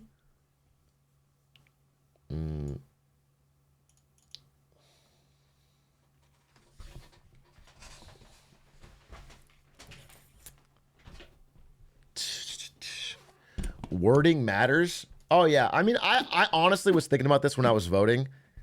When there's like 50 props and all this stuff, we got to rethink how it's done. I honestly think this is going to sound crazy. I think each side should get a TikTok. And I'm not kidding. Each side, you should have to put on headphones and watch a TikTok of each side and then make your vote. And I think we would have a more informed... I'm not kidding about this. Because I was sitting there and I spend a vast majority of my day reading. And I don't have this is my job, right? I can spend all day sitting on the fucking couch reading the FT or whatever. That's not what everyone has time to do. And I got into that booth and there was confusing. There was someone that were fucking confusing. They have like one fucking or like poorly written paragraph. And I have to understand, first of all, what the implications of this is, what it costs, who supports it. It was like not effective. And also, as you're going through a bazillion of these and there's people in line behind you, you're like, I just fucking want to click. You don't want to sit there and figure it out. So I honestly think if I had my headphones on and I could watch a short summary, it would improve the average person's understanding of what they're voting for tenfold, 100-fold. Show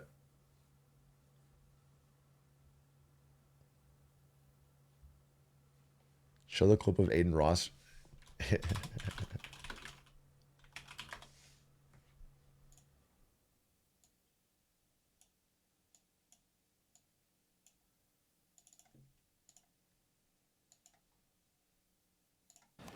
What does a fascist mean?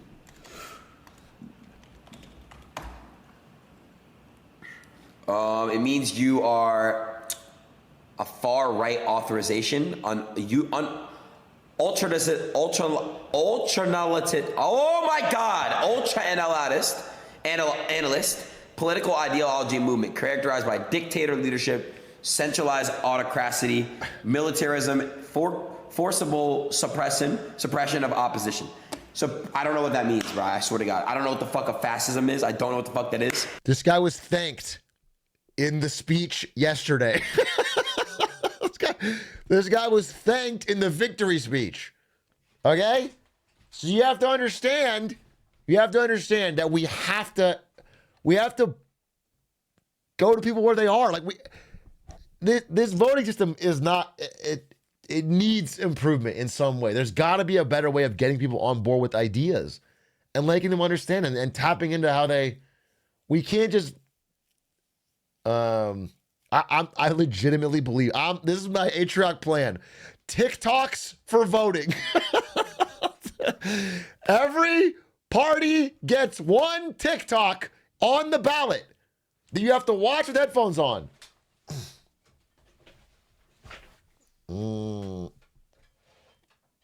Maybe YouTube Shorts, because we don't want China to keep playing. I mean, I'll watch the end, but it's Benito Mazzulli and Giviante Gentile and Jason Stanley. Like, who the fuck are these people, bro? Never heard of my fucking life. What is an example of a fascist? Yo! Banger song, by the way. Love me some Joey Badass. Love me some Joey Badass.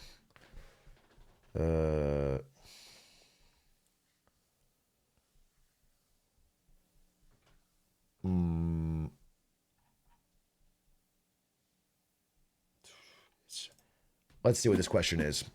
Lords, I'll take your serious question and I'll try to understand it. Damn! Just had to go through the whole password reset to ask this. I feel the only way tariffs will is if there's American companies are in place to create and produce similar products to undercut the products that have had a massive increase in price due to the tariff, supporting the people with the money to do this. I'm not a hundo P what you're saying. YouTube folks are definitely Glizz fingers are a lie, by the way. Digits looking slip AF. Well, thank you for that.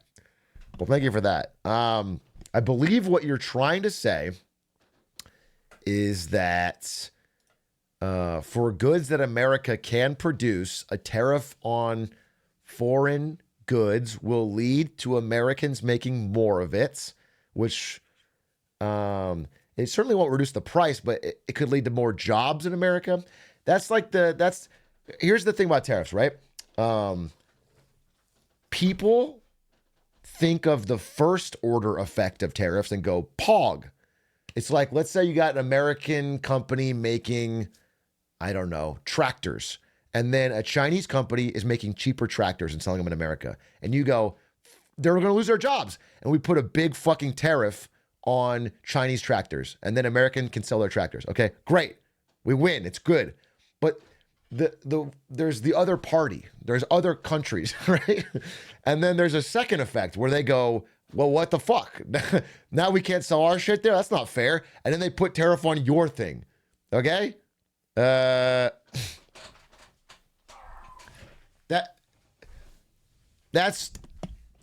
Europe's going through this right now, all right? Where they just tariffed Chinese EVs. Now they're getting a bunch of fucking tariffs on their shit.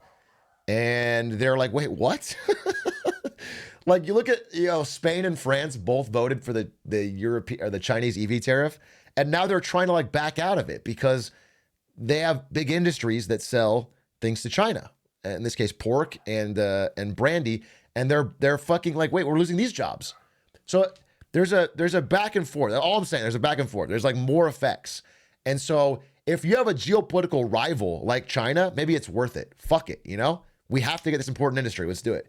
But if you have an ally like Japan or the UK or Germany or France, and you're doing it to them, not only are they mad at you, not only are they having people in their country like, what the fuck, American tariffs, let's compare.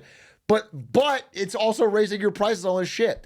That's why it's stupid, right? That's why it's dumb. That's why I won't say, I'll just say why I think it's ill-advised. But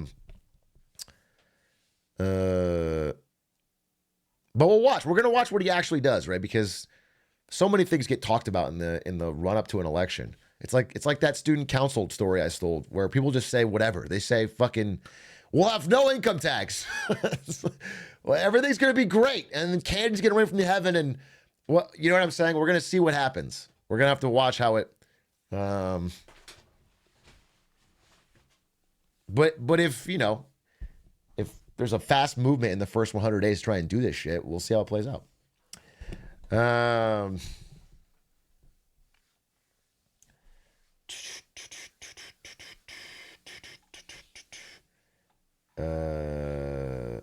you watched There's Always a Bigger Fish by Innuendo Studios? I have not. ASU on Top? What's this? We already watched this. We watched this earlier. ASU, baby. Smartest fucking school in the nation. Best and brightest. Hey, Big A, do you think it would help if there was Subway surfers in the voting booth in the background instead of the... No, because I think that would be distracting. I think the issue should be read to us by text-to-speech voice while there's a guy jumping in Minecraft. Do you know what I'm saying? They should be doing Minecraft parkour as it goes like, reads the vote out loud.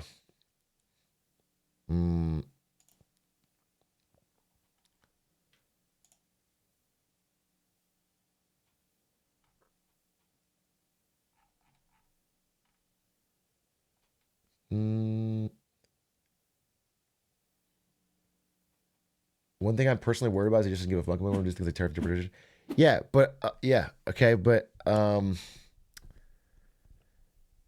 just, you know, look one step beyond. So if he does a tariff, right? If he just forces it through, I'm Trump, I'm gonna do it. I have the mandate of heaven behind me, and does it, and it is bad, and people notice prices going up. They're not gonna just sit there and you know what I'm saying? Historically, then that party gets thrown the fuck out. So it's, I understand that in the short term, but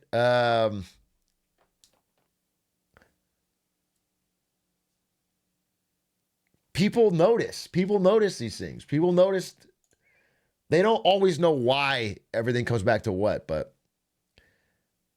I think you are giving people way too much credit to connect the dots. Dude, they don't have to connect the dots. They don't have to. That's the thing. They don't have to connect the dots. They didn't connect the dots this time. They just get mad and they throw out who's in power. Okay? They just have to feel like things are getting worse. They just have to be angry. And they will. They will. If things are bad, they will be angry. I promise you. You could go 200 years of history. When things are bad, they get angry. They throw them out.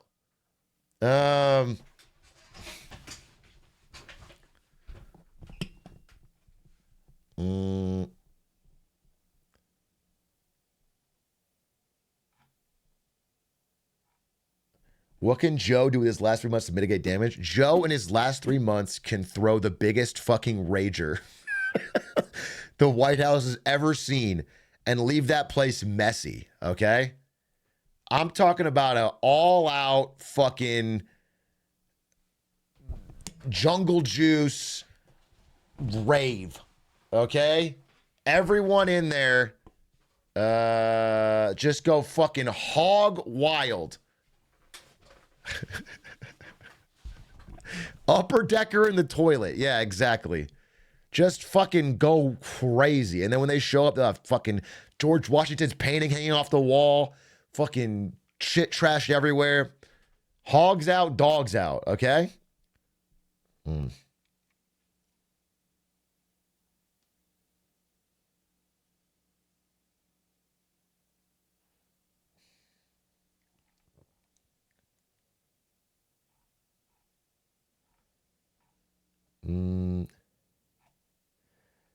What do you think about Trump? What guardrails we have stopping now? He's got the Senate take Congress and the highest court of the land. How do we do? Listen, if somebody wins by this much, people of America in democracy want him to implement what he wants to. People want him to do it. There's a huge popular vote. They want him to do it. The point is not to stop it. The point is to look at it accurately and see if it's actually helping. And if it's not, make that case clear so that in 2 years for midterms and in 4 years, ideally with some better candidates and better messaging and way less of the political class that has too much influence in the DNC, fucking sweep them out. Then you can see a change, okay? But the idea of like trying to subvert it is the wrong idea. The idea is to let him fucking try it because people have to feel it. They have to try it. This is a big part of like why I was mad about the French elections and why if there's this huge popular swell movement for something they think's going to fix the problem, doing every trick in the book to stop them from trying it doesn't work. It just delays the problem. They're going to get more and more power and then they're going to sweep in. They have to see it doesn't work. They have to see it doesn't work.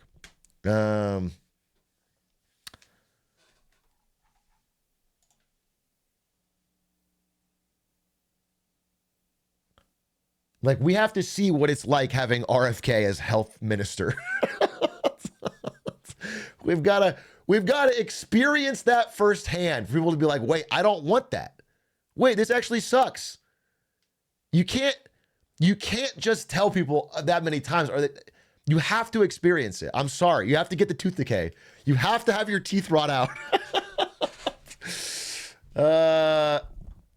It's a canon event.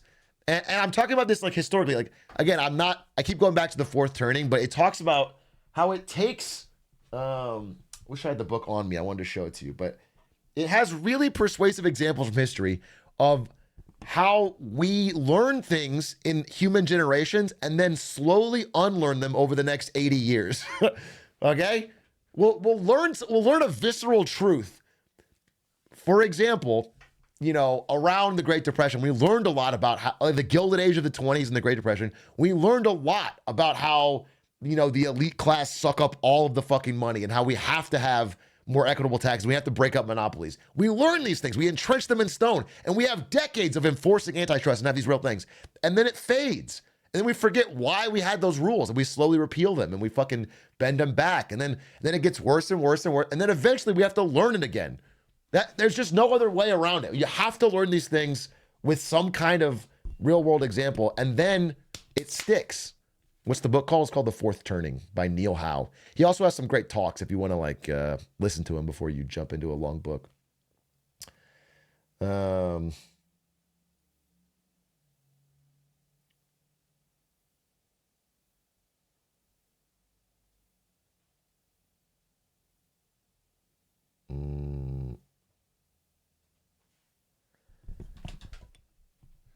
Genuine question, do you think English will drop influence all numbers? Oldest generation is 18 years. Dude, what's the thing about Gen Alpha is it's so small. It's crazy, because fewer kids are getting born.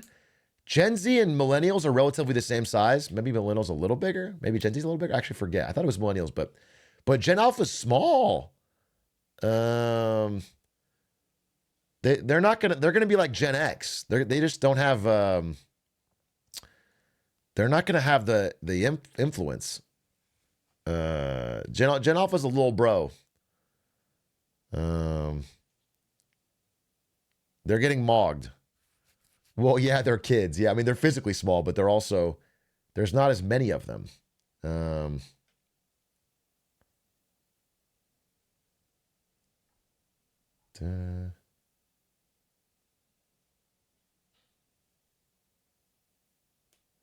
My mom has been an immigration lawyer for 30 years, and she has described to me how difficult his first term was on getting people into this country, but also described a similar trend during Obama's tenure. Are immigration, isolationism, and foreign policy historically right-wing ideology or just a terminal issue of blaming the other no matter the party? Big A. Also, second stream and love your content. Packed question. I would say those three things. Well, foreign policy is that's just a That's not a foreign policy. Could be anything. But immigration and isolationism are anti-immigration and isolationism are tied. That's historically. But again with immigration, it's difficult to talk about this in like a way that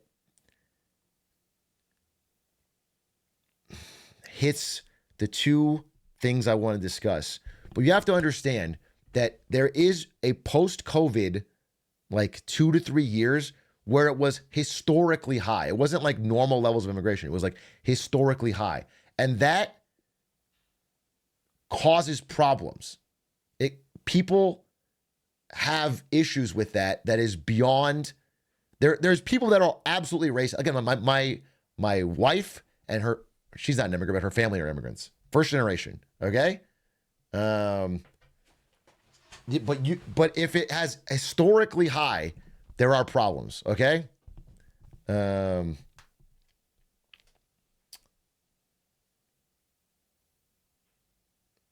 wife is racist? What did I say? So she's a first generation immigrant. Someone racist, my wife knows how I said. It's not what I said. My wife is not racist.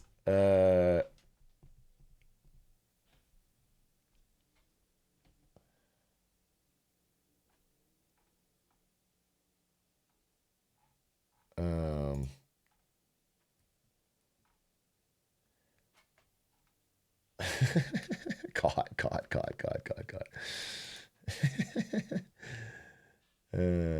Over 75,000 of the counted votes were write-ins for Hawk Tuah and Talk Tuah.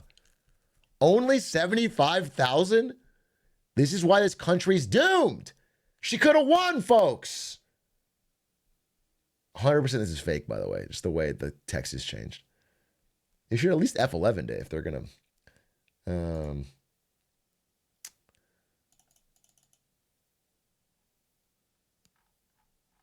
Atrioc, why am I getting your ads on Instagram? Can you imagine if I sold that hat? The perfect hat doesn't exist and it's just... Now that's merch. That's fucking merch, boys. That'll sell like hotcakes.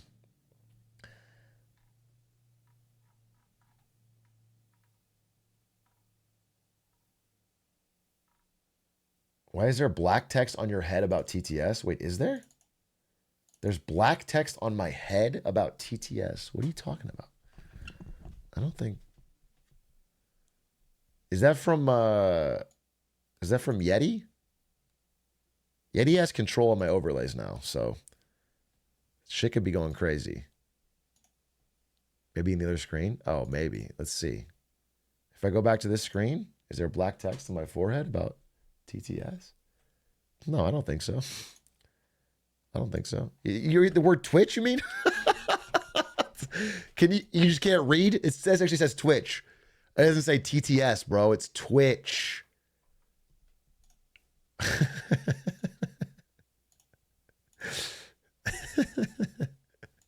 Oh.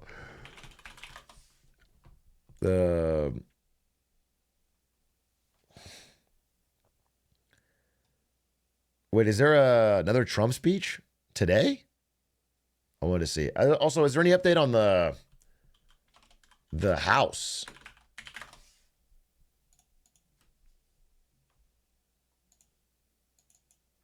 Is there any update on the House, MD? Update on the House.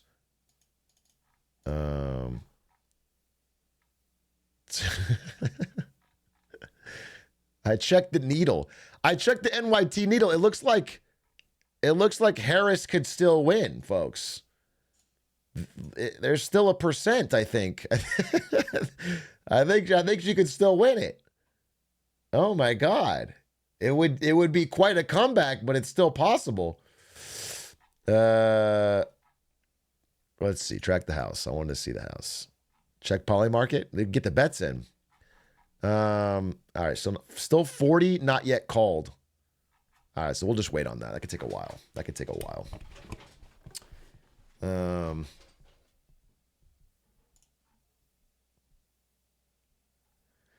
Hey, what's this? 16 months. Thank you very much. Thank you very much. TTS is real. Don't gaslight the chatters. All right, someone give me a clip. It says the queue is currently muted. I guess you're right. I don't know. I don't know what it is. Could be the devil. Could be the devil. Big A important. No, I already saw it. What do you think's going to happen for the CHIPS Act? Man, I really hope it doesn't get gutted. I'll be honest with you. But I also hope, if you guys don't know, the CHIPS Act is a $50 billion plus package passed by Joe Biden that is designed to use government money to help build chip production in America. The idea is basically in Arizona, to be honest, to get foundries in America that can make high-tech chips for the future. Because right now, we get them all from Taiwan. That's the idea. Taiwan is so incredibly important. And there's two problems with it, though. The first problem is that Intel fucking sucks hard. That Intel truly fucking sucks. It's been rotted as a company for so long, and it's so cooked that, like, we give them money and they can't do anything with it. They're not even close to being good enough to being able to make, competitive high-end chips.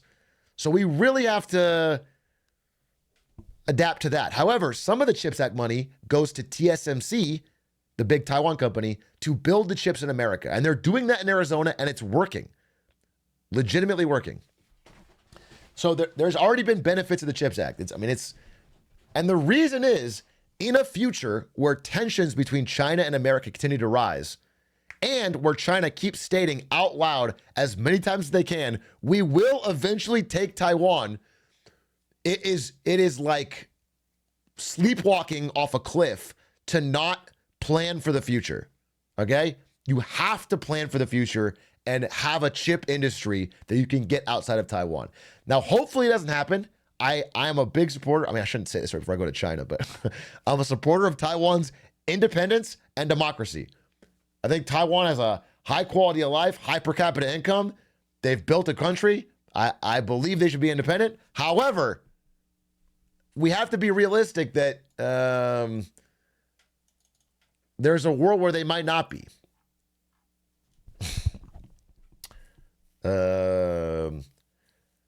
So the CHIPS Act is important. It's just important. It's an important thing to do. Do you think if, what is this Mike Johnson clip? What is this?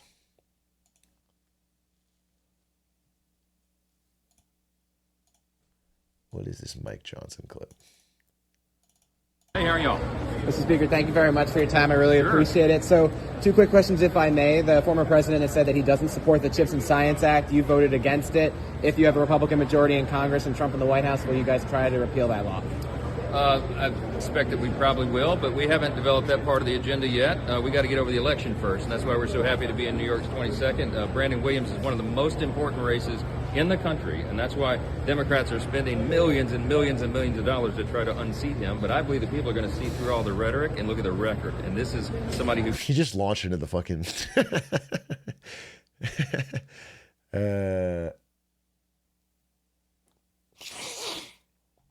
performs.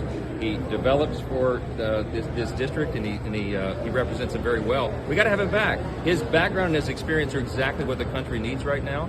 He's in touch with the needs of his constituents, but he also was a former nuclear submarine officer. That's the kind of acumen you need right now in a dangerous time, and we're really excited that he's going to get reelected. And then for the congressman, would you vote to repeal or keep the CHIPS Act if that vote came? No, obviously the CHIPS Act is hugely impactful here, and my job is to keep lobbying on my side. That's why I've crossed the aisle and supported many things that against leadership. But that's our partnership. That's how we're going to get through this. He supports it, but he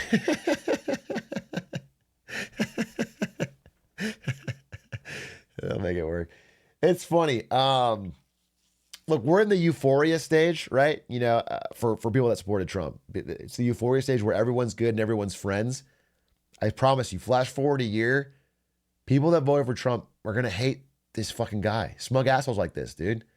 They're gonna, all these people that are gaining power, they're gonna realize they fucking hate them. They suck. There's gonna be infighting there too. That's just how it goes. Watch the whole thing, please. It's just him giving a speech for like. Being reelected, I will remind him night and day how important the CHIPS Act is, and that we break ground on Micron. It's coming. When you have an issue that is where consensus is necessary to be built, because different states have different perspectives on these things, you have to have somebody who is a strong advocate for that legislation. People listen to Brandon Williams. If that's an important thing for your district, you need this guy there to make that case, because he's not a show horse. He's not a show pony. He's a workhorse, and he's one of those guys. When he speaks, everybody stops and listens. He has great power of advocacy in Congress.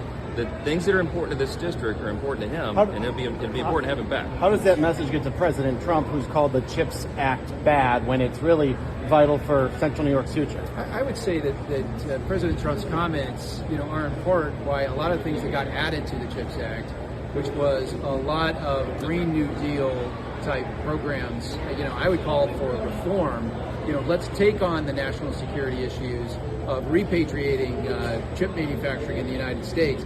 But let's get away from the Green New Deal trough. Sure. That, like the so-called Inflation Reduction Act, really had nothing to do with inflation. So let's stay on topic, which is the national security issue of repatriating chips manufacturing. Reforming that, because it is so important for national security, and onshoring chip manufacturing here, this district being central to that, we want to do that. You'll have 100% agreement by President Trump and all the Republicans in Congress.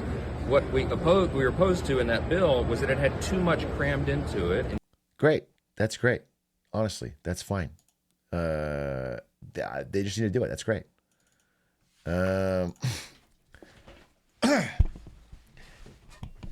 Inflation Reduction Act is relatively good. Terrible example. Yeah, Inflation Reduction Act was good.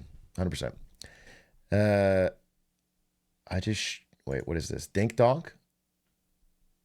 Clarence Thomas pauses Supreme Court hearing to thank Twitch donors. Bro, you laugh? This is my dream. Chad, is he guilty? Chad, is he guilty? This is great, dude. This is great. I feel like everyone on Supreme Court should stream. And I think gifted subs should determine the outcome in a way. Almost like those TikTok polls where like you can vote left or right. What are those called? The TikTok battles. Yeah, TikTok battles. We need TikTok battles.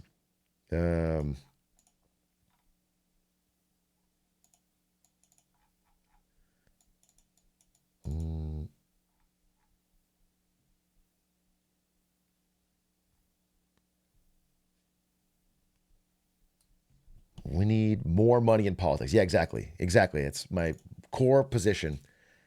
More money in politics. Thoughts on Michael Pettis' take on tariffs? Let's see. I do like Michael Pettis. He writes a lot about China and is pretty intelligent. I'm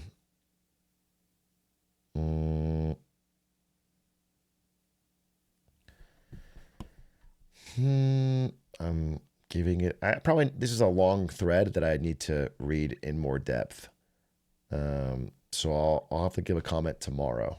This is a 10-part Twitter thread from Michael Pettis, and he writes, linking an article that I need to read as well. So give me some time. Plus, chat already gave a good counter argument, which said more like Michael Penis. Am I right? So it's like, why would I give him the time of day when he's already been thoroughly cooked by a brilliant thinker in Twitch chat? Do you understand? It's like a real owned, give us the next target. No one can be stopped. Holy shit. Holy shit. According to Washington Post, companies are already gearing up for these tariffs. Let's see. What's this? Bro, you get your news from Washington Post Instagram. This is just legitimately.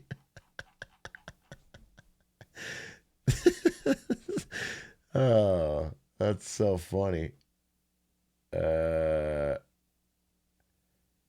Across the United States, companies that rely on foreign suppliers are preparing to raise prices in response to the massive import tariffs that former President Trump promised he'll do if he wins the election. We're set to raise prices, says Timothy Boyle, chief executive of Columbia Sportswear. We're buying stuff today for delivery next fall. We're going to deal with it and we'll just raise the prices. It's going to be very, very difficult to keep products affordable for Americans. Yeah, we'll see. We'll see. I do want to say that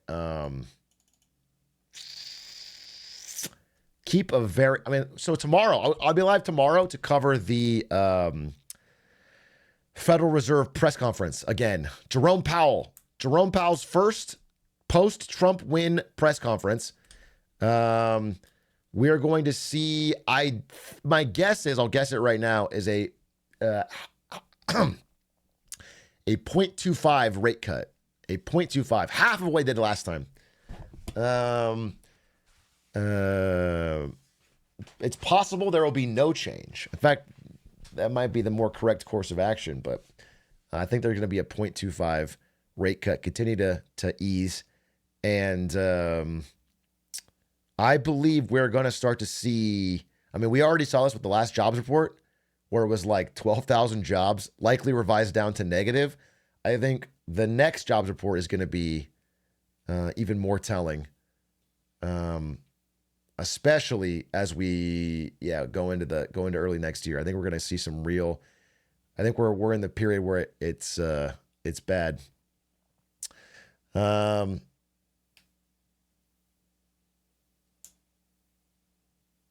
What is it saying if we do a 0.5? I think it would be crazy to do a 0.5. If they did a 0.5, they're seeing something even that I'm not, that like it's really fucking cooked. But with yields rising and the stock market at all-time high, it would be crazy to do a 0.5. It would say panic, panic, panic. I think that would be crazy. But I think they'll probably do a 0.25, knowing that they know that the jug market is weakening. So we'll watch that tomorrow and talk about it.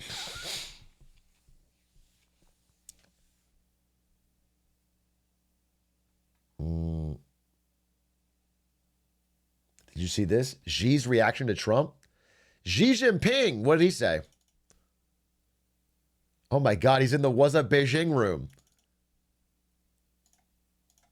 He's in Beijing. If you guys don't know, What's Up Beijing means I'm in Beijing in Chinese.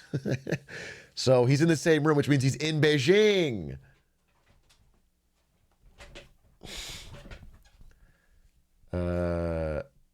China says it hopes for a peaceful coexistence with the United States. We respect the choice of the American people. Great. Great. Well,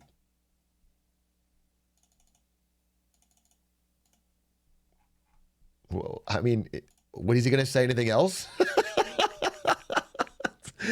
Was Xi Jinping going to go out and say, we don't respect the choice of the American people? We are going to subvert your democracy? What the fuck are they going to say? We want a warlike coexistence with the United States? Anything other than this statement would be like so out of the norm.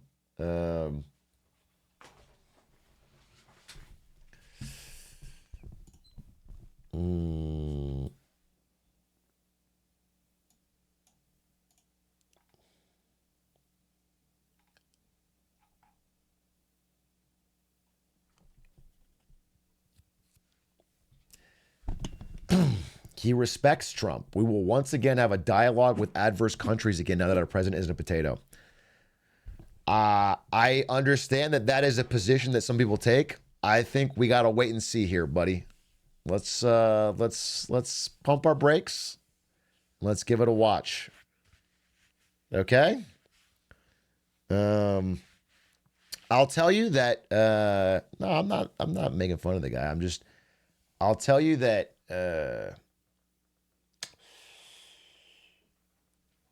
how do I put this?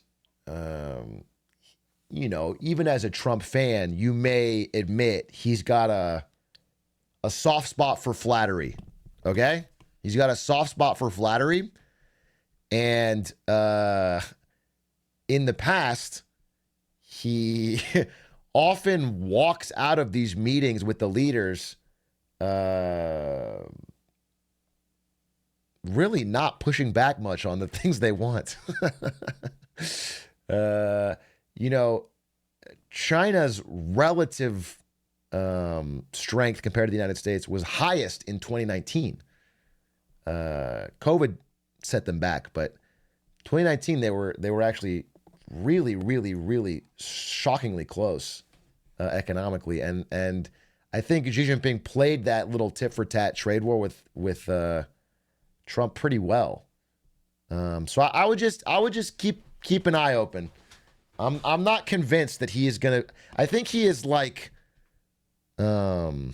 surface level strong, but he doesn't have the thing where you have a long-term goal, and you keep working at it. I think he's very short-term. He's very short-term. He doesn't like have a big plan that he's like. He has this. That's my opinion of. He seems very, 1 week can change his mind, like whatever. That's my opinion of how I've seen him negotiate. So, like a long-term strategic plan for how to handle a China that is determined to really upend the American post-World War II system. I don't know that he has that plan. I think he's really concerned about how he looks in a meeting. So like if you toss him something symbolic, let's say for example that China wanted to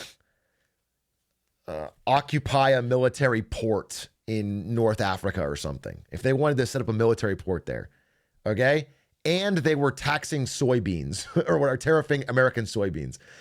If Xi Jinping says, you know what, I'll offer you the removal of the soybeans, but we get the port, then Trump would get a big headline win. And he would take that for the optics, but lose the longer term.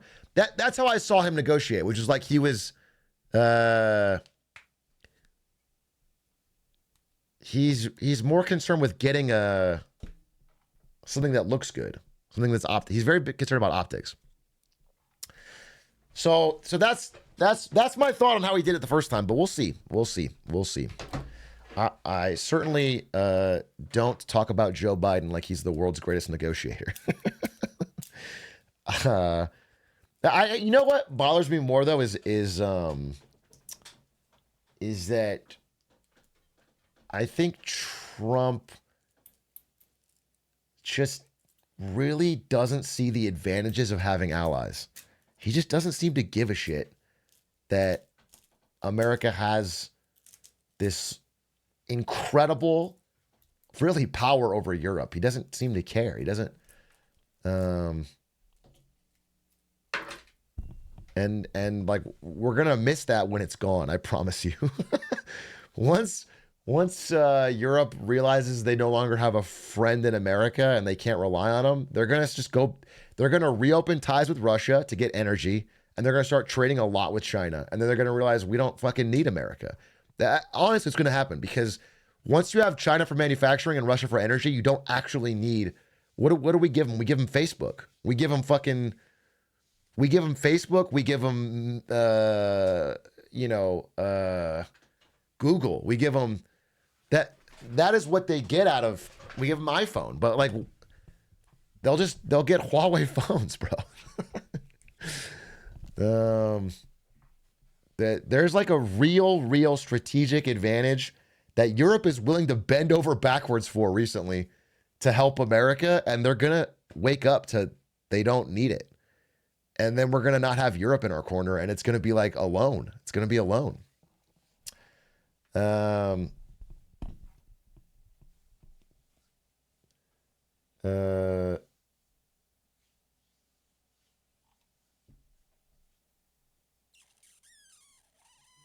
We'll always have Canada. We will always have Canada. We will actually always have Canada. That's that's true. They can't do anything about it. They can't do anything about it. From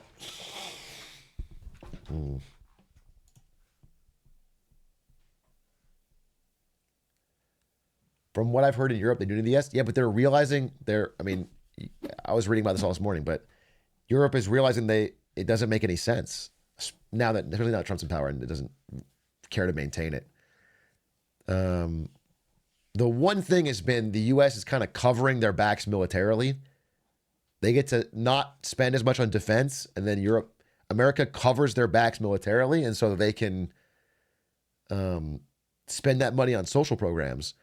But because of that, America gets incredible influence over Europe's whole policy. You know, if America wants Chinese EVs tariffed, Europe lockstep, they does it too. So once Trump, and I think it's very short term, goes, all right, you guys got to start paying for your own military. Well, once they do that, it's like, okay, why do we need America? What? Then they just start getting energy from Russia and they get goods from China. You know what I mean? It's just, we're coming off very unreliable.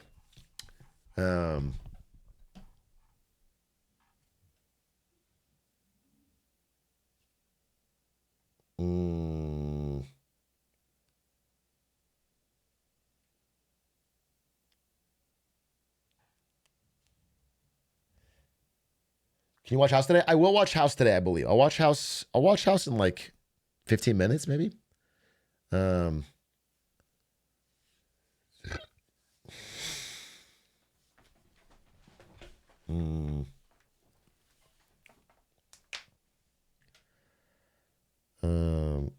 decades behind us in technology. I want people that say this to know that everyone who's ever said this about other countries has almost always been wrong. The decades is always wrong. It's usually a few years. Once the incentives align, once the money is there and the incentives align, this has always been wrong. Technological projects is exponential. It's exponential and it's also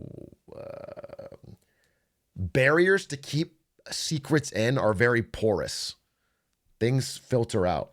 Even right now, and people said that China would never be able to make chips.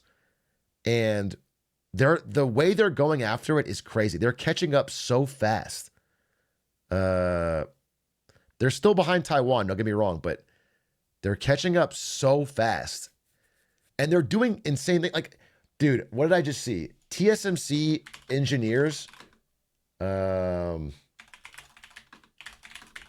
I had this in my notes, but here it is. Here it is, dude. This is 23 hours ago. I was reading this last night. This is not the source article. There's the source article.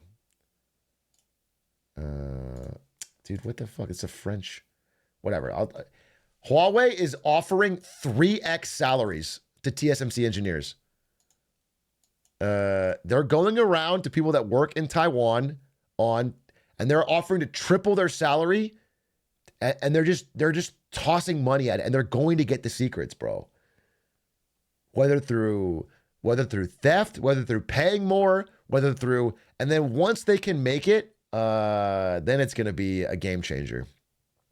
I think you need to understand this.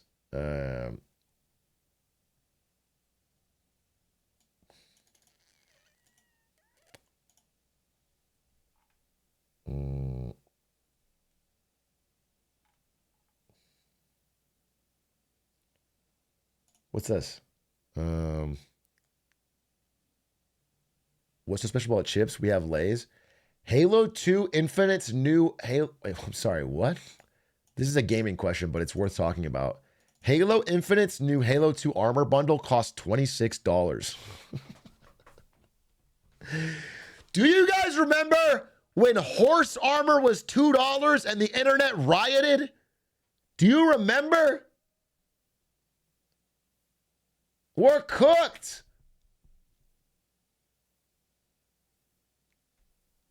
Shit is crazy now. Trump's America. I mean, this isn't inflation, really. I mean, yeah, some part of it, I guess, is like the dollar being less valuable, but this is more about how we've valued digital goods more and more, and companies have just realized that we'll pay. We'll pay. You make a $500 Ari skin, we'll pay. People will buy this shit. It's crazy. It's crazy.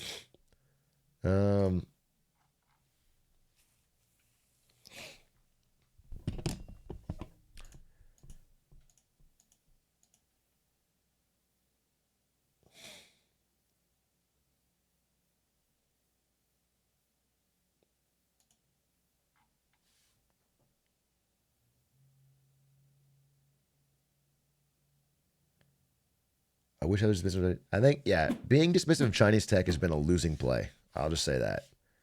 It's been a play that has been repeatedly proven wrong.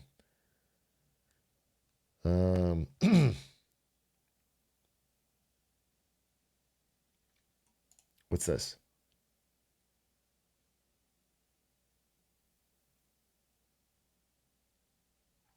Wait, what?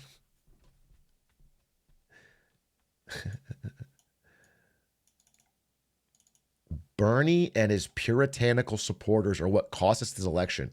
Stop the gaslighting about abandoning the working class. Japanese soldier who kept fighting 29 after World War II.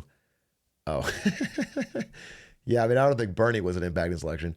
But all this infighting is so stupid. It's like it's rearranging deck chairs on the Titanic. I promise you the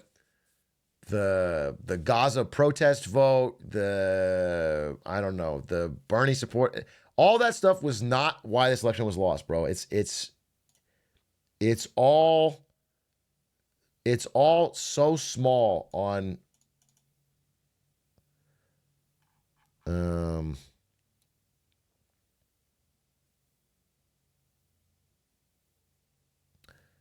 It's right. Now that Trump is going to reduce gas price and car regulations, which American pickup truck are going to get?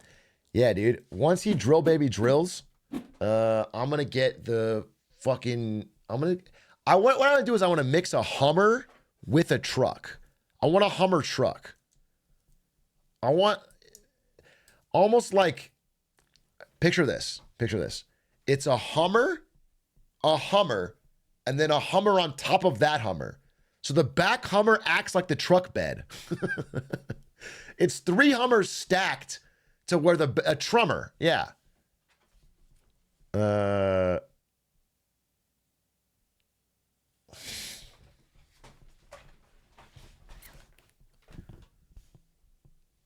Yeah, and then truck nuts so big they drag on the ground.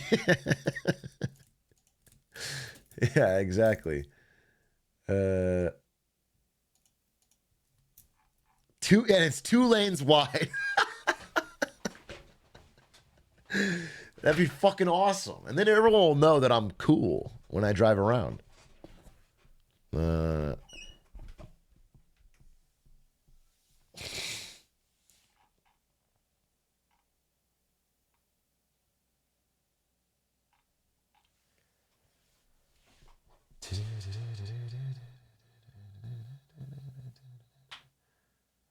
A car war with China. What will happen with the European markets?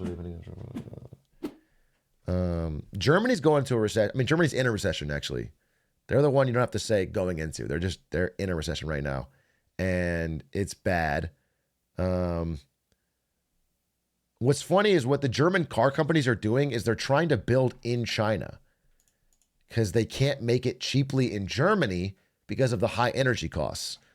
So it's like a VW plant in China. But the problem is, so here example, VW just set up a Chinese plant, but then they realized they can't import their own cars back to Germany without being hit by the very tariffs they got hit with. Oh, Coney raid. As I was saying, let's talk about video games. Let's talk about video games, bro. As I've been saying, Coney fans, I was just telling you, I don't give one fucking shit about this election, and I don't give one fucking shit about the economy, all right? The one thing I fucking care about, Fortnite, Mario, Smash Brothers Brawl. We love it. We know it. I love tripping. I think tripping was great. I think Brawl was a great game for great gamers. If you're good at Brawl, you are a good gamer, and I've always said that. What do you think about Sonic the Hedgehog? Whoa, whoa, whoa. Whoa, I don't want to talk about anything controversial. Let's stick to abortion. Oh, whoa. I'm not trying to get canceled. Let me tell you my thoughts on abortion and immigration, okay? I don't want anything fucking crazy. I don't want a 100,000 like tweet thread on what did he say about Sonic that got him all the heat? I don't remember. I remember thinking you were right, but I honestly don't remember. What was your point about Sonic? All I said were the games are bad. All right, I'm canceling you. Even Sonic Adventure 2 Battle? You've already been through this. You're actually getting triggered right now.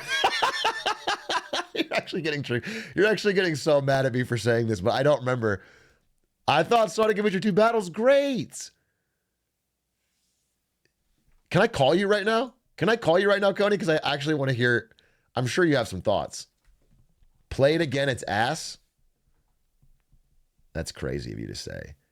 Do you think that every game that you liked when you were a kid, even if you play it again and it's slightly worse, is suddenly ass? Do you know what I'm saying? If I play a great game, Coney, The game is ass. Coney, if you played a great game growing up and then you play it 10 years later and it's not that good because everything's gotten better, that doesn't make it ass. No, it does. Timeless games stand the test of time. That game was bad even then. You're kind of in my generation. Shaq calls you old. I'm a little bit older. No, were you a Sonic kid growing up? You weren't a Sonic kid, right? No, I was a Mario kid. I fucking ride or die that shit. See, here's the thing. I was a Sonic kid, okay? I love Sonic the Hedgehog. I thought he was so cool. And then the moment he started talking and doing that pose and shit with the soaps, I was like, this dude is corny as shit. That's what cut me off, dude. The problem with Sonic with you is not that the games were bad, but that you thought he was too corny? Yes, man. It was the corn dogs. That's not what he used to be, though. He used to be really cool on his own, man. So you're still A+ for Shadow then. Yo, Shadow's kind of cool, actually. Wait, Shadow, that's like his whole vibe, right? Like, no, your stance is crap, dude. Bro, he got a gun. Though. Your stance is so fucking wild. The Shadow was no. He's kind of dark and brute. Honestly, I wasn't on board the Shadow train till they got Keanu, bro. John fucking Wick. That's you got cool. John Wick as Shadow. You can't argue with that. He's That's got a sick. gun. All right. I gotta go to bed. Hey, right. Thanks for covering the election, bro. No problem. No problem. Yeah. Great. I know you were really happy, right? I know you were real happy, right? I was ecstatic, bro. Yeah, absolutely. Ecstatic. As a fan of Sonic the Hedgehog, I was a big Trump fan as well. I was watching you at like 1 to 2 a.m. and you're like, bro, he's not coming out. Where is he? He's not coming. Oh, dude, I was actually getting so annoyed because I wanted to go to bed and also Ari wanted to hang out and it's fucking. He was just not giving the speech, bro. Just fucking do it. You won. You have like 15K viewers. It's like oh fuck. He's not coming out. Thank Aiden Ross and. I did. It's the end times, man. We're coming on the end. No, but you missed it. You went to bed. Then he thanked Coney for his great takes on Sonic. Right? You missed that part, right? Yeah. So. Dude, I didn't think he was gonna do that. We've been talking a lot, but I thought he was. I didn't know he was into me like that. No, he's a big fan. All right, bro. Take it easy. I'll talk to you later. Dumbass, dude. I'll say it. Fuck, you guys watch that guy? You guys came on that raid. You watched that guy? What's he fucking talking about? Sonic Adventure 2 rules. And by the way, if you like Shadow and you don't like Sonic Adventure 2 thought of that. It has 2 main campaigns. You can play only Shadow if you want to. You can literally do the Shadow path. That's why it's goated. But I think in general, the fact that he was cooking so many degenerate Sonic nerds that Google Sonic inflation was good. What I like about Coney is he can fight the good fight on social media. He just fucking gets out there and knuckles up. Knuckles, like the great character from Sonic.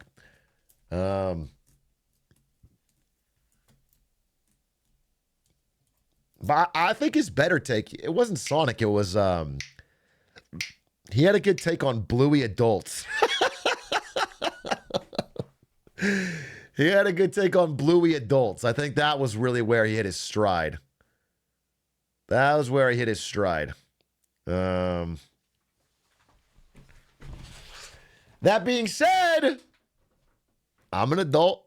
I've seen a Bluey episode. Thought it was pretty powerful. I thought it was pretty powerful. It was the one where it was the one with the war. It was the one where they show that there's canonically wars in the Bluey universe and dog soldiers. It was the cricket episode, dude, where they flash to Rusty's dad or whatever who died in the fucking war. Yeah, to Bluey Vietnam. So you think that's not powerful? I'm sorry, Coney. You think that's not important for kids to know? I just think that's crazy. I don't know what else he's talked about, but he's had some other hits. The root of his issue is he played the PC version, which is buggy. They said he couldn't pass judgment. I mean, I remember as a kid, so in grind level Sonic Adventure 2 battle. Is this it?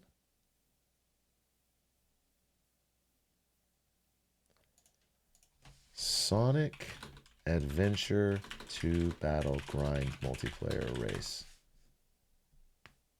This, perfect, right here. This is it. This is exactly it. This is it.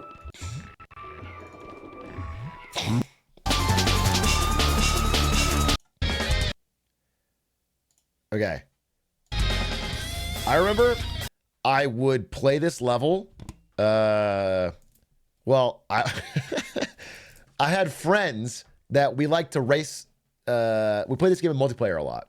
But I would grind it in between when they would come over.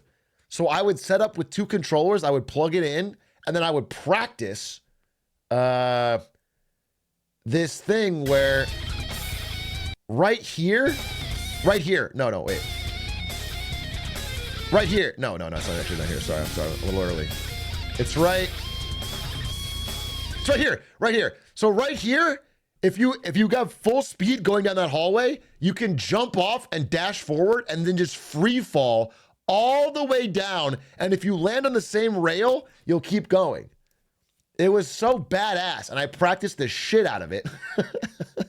And then I would like pretend like I was just casually doing it when I played against my friend. It was so swaggy.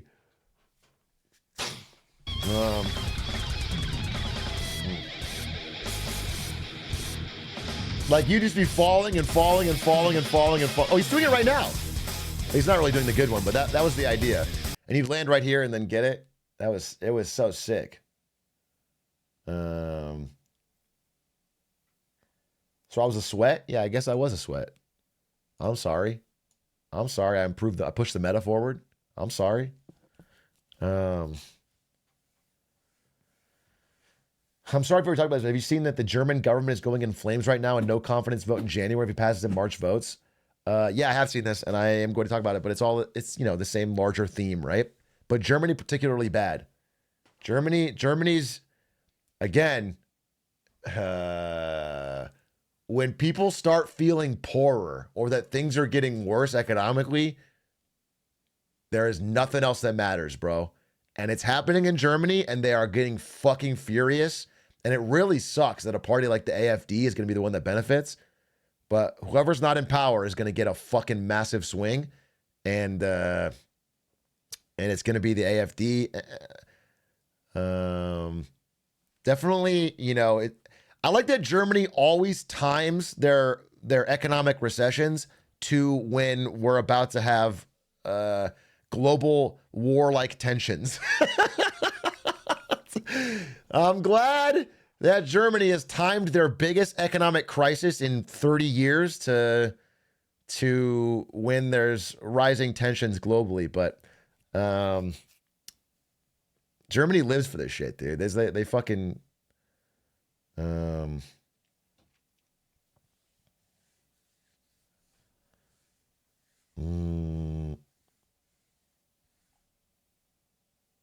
Trump would have my vote with this.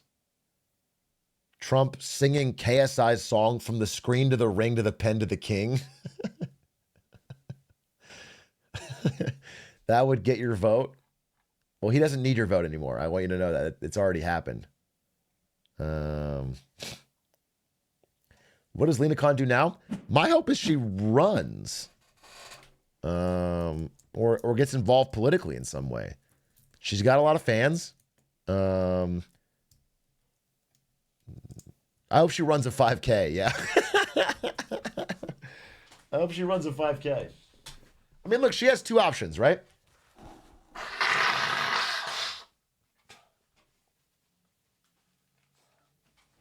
She has two options.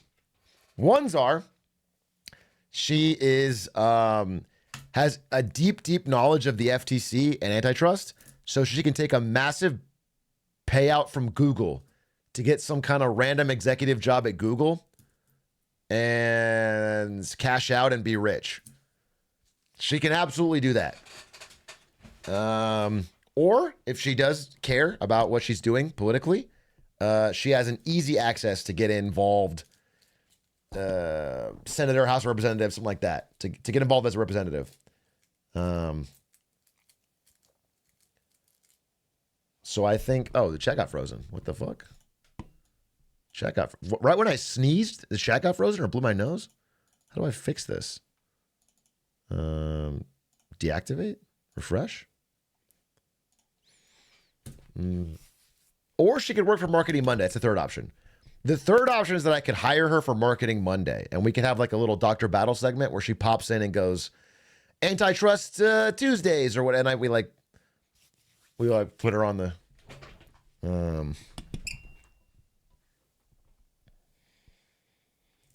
yeah, I would pay her an exposure for sure.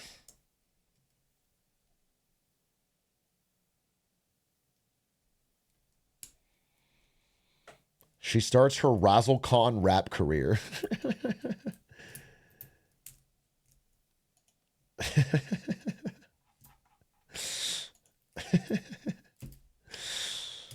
Are we going to watch House or keep chatting? We're going to watch House, but I'm probably going to time you out before it. Don't fucking rush me, buddy. Don't rush me. It's the day after the fucking election, bro. We're talking about this shit. All right? If you're not interested, it's fine, but some people are. It's like important in the world. What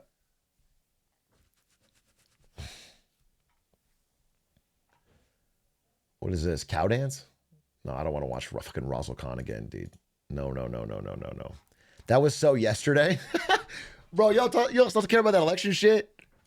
That was so long ago.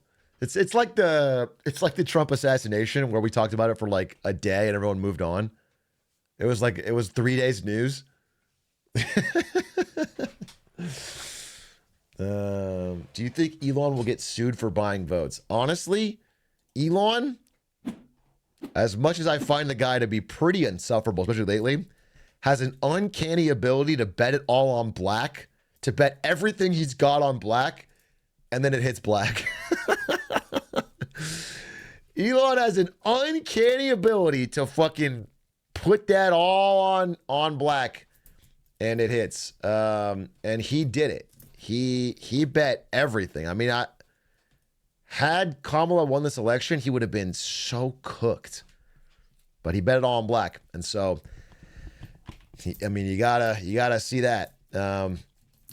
And I don't think he will face any consequences for his monetary offerings in the election. Even though I think it came out that they didn't even randomly select the winners. And I've been in meetings where this shit happens. When you do I don't know.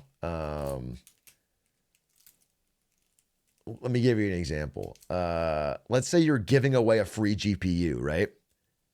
And you have a list of 100,000 people that submitted for the free GPU. Okay? Then you do randomly select and pick somebody. You find out that person lives in a country where it's like nearly impossible to send it. Let's say they're in Kazakhstan and there's like a fucking 10-part tariff situation where you can't send goods over the line. then you re-roll. You re-roll. Okay? He was more egregious. Where my understanding is that Elon Musk not handpicked, but had his people handpick people that would look good as winners. He was like picking people that would look good as the $1 million winners. And so, that is not good. But I don't think he's going to face any consequences, bro. Not only do billionaires rarely face consequences, but billionaires that are closely aligned with the new president who has a sweeping majority of the House and Senate don't face consequences. The consequences have to come from decisions not working, things going bad. So, like, for example, if Elon does get in charge of a Department of Government Efficiency and starts just cutting the budget of things, that's going to have effects. People will notice that things they used to use are now not funded, and then they'll get mad.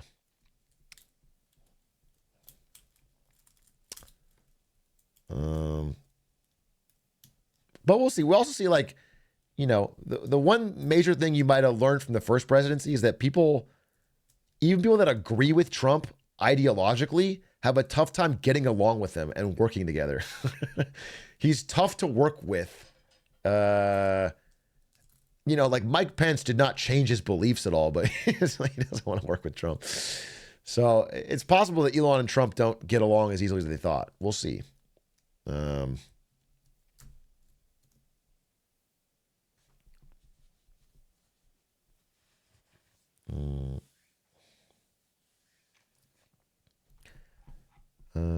Is it reasonable to be optimistic for the midterms to improve things? I can't find your message, but oh yeah.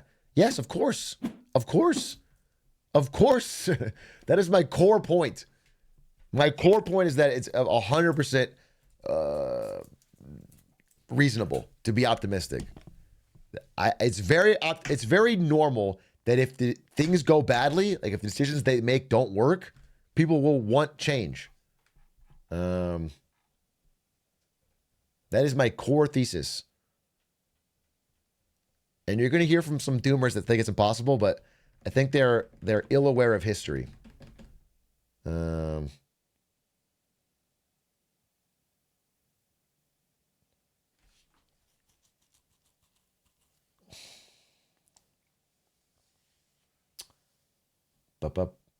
Ba-da-ba-da.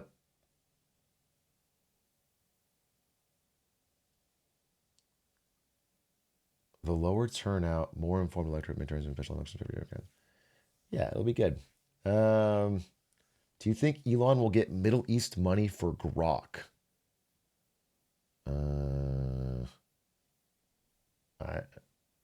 Maybe he was looking for it.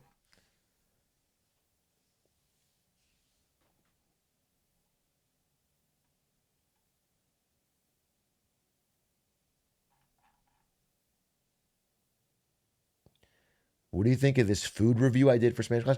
I can't watch your food review, but I can watch House MD, folks. House MD. On this stream, we like to watch episodes of the old show House MD with chat. It's pretty fun. It's pretty fun. It's a pretty good time. They're insane. Some of them haven't aged so well. And the next one is one I've been looking forward to watching for a long time. It's very exciting. It is the recession episode of House MD. Perhaps appropriately timed.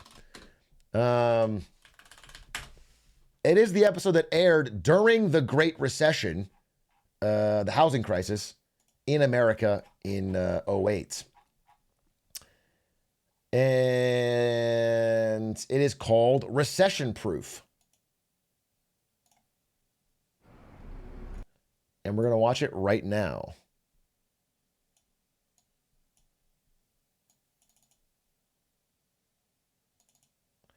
By the way, just to do it, what was the number one song? When this episode aired, the number one song was still Grenade by Bruno Mars. The number one movie, though, was Romeo and Juliet. Still. Okay, so. I can't believe you guys like Romeo and Juliet. You unironically like that movie? Romeo and Juliet. It's a movie you actually have a fond memory of as a child.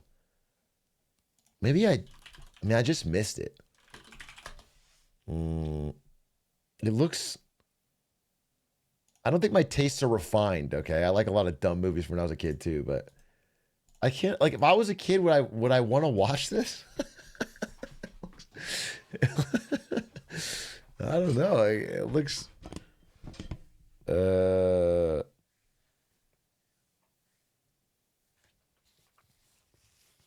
It's good. Stop laughing. All right. I haven't seen it, so I have to trust you, right? I have to trust you. Maybe it goes dumb hard. What's the IMDb on it?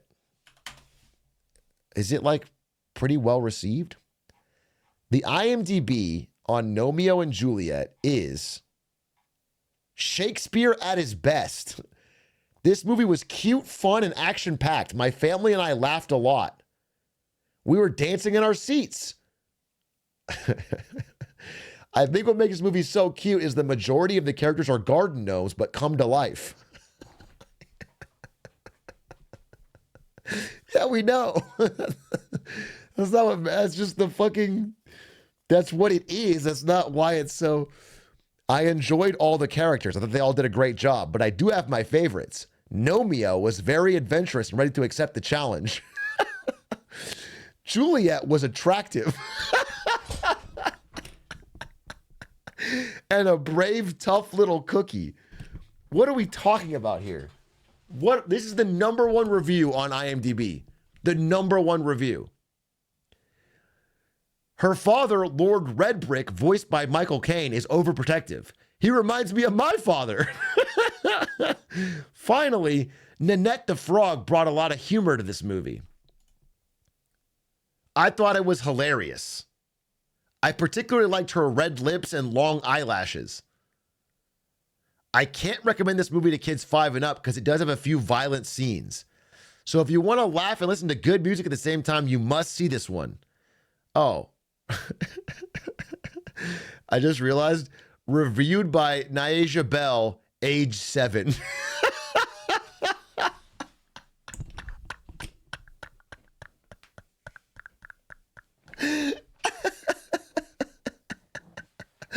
That actually explains a lot. It actually explains a lot. That explains a lot. I was shitting on her quite a bit. In fact, I take it back. For age 7, you're more literate than my chat. I pictured like a fucking... I pictured Roger Ebert writing that. I pictured Roger Ebert, or just like some fucking 58-year-old man with glasses, like...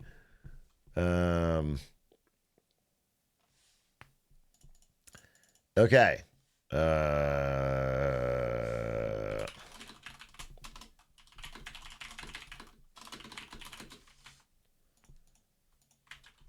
Look up the Ebert review for kicks.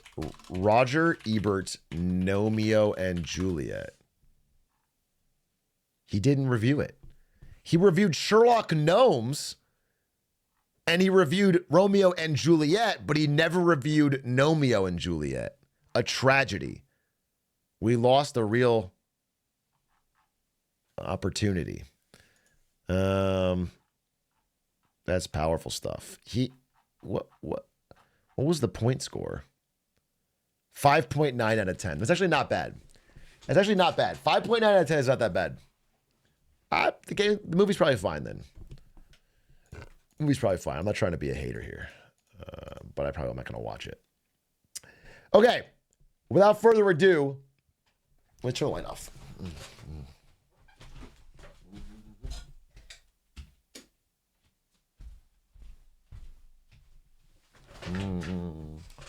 Let's watch the recession episode of House MD. The recession episode of House MD. Good golly gosh. Actually, do you mind if I get a snack? Can I run 1 minute? I'm running ads. Please prime if you want to skip the ads.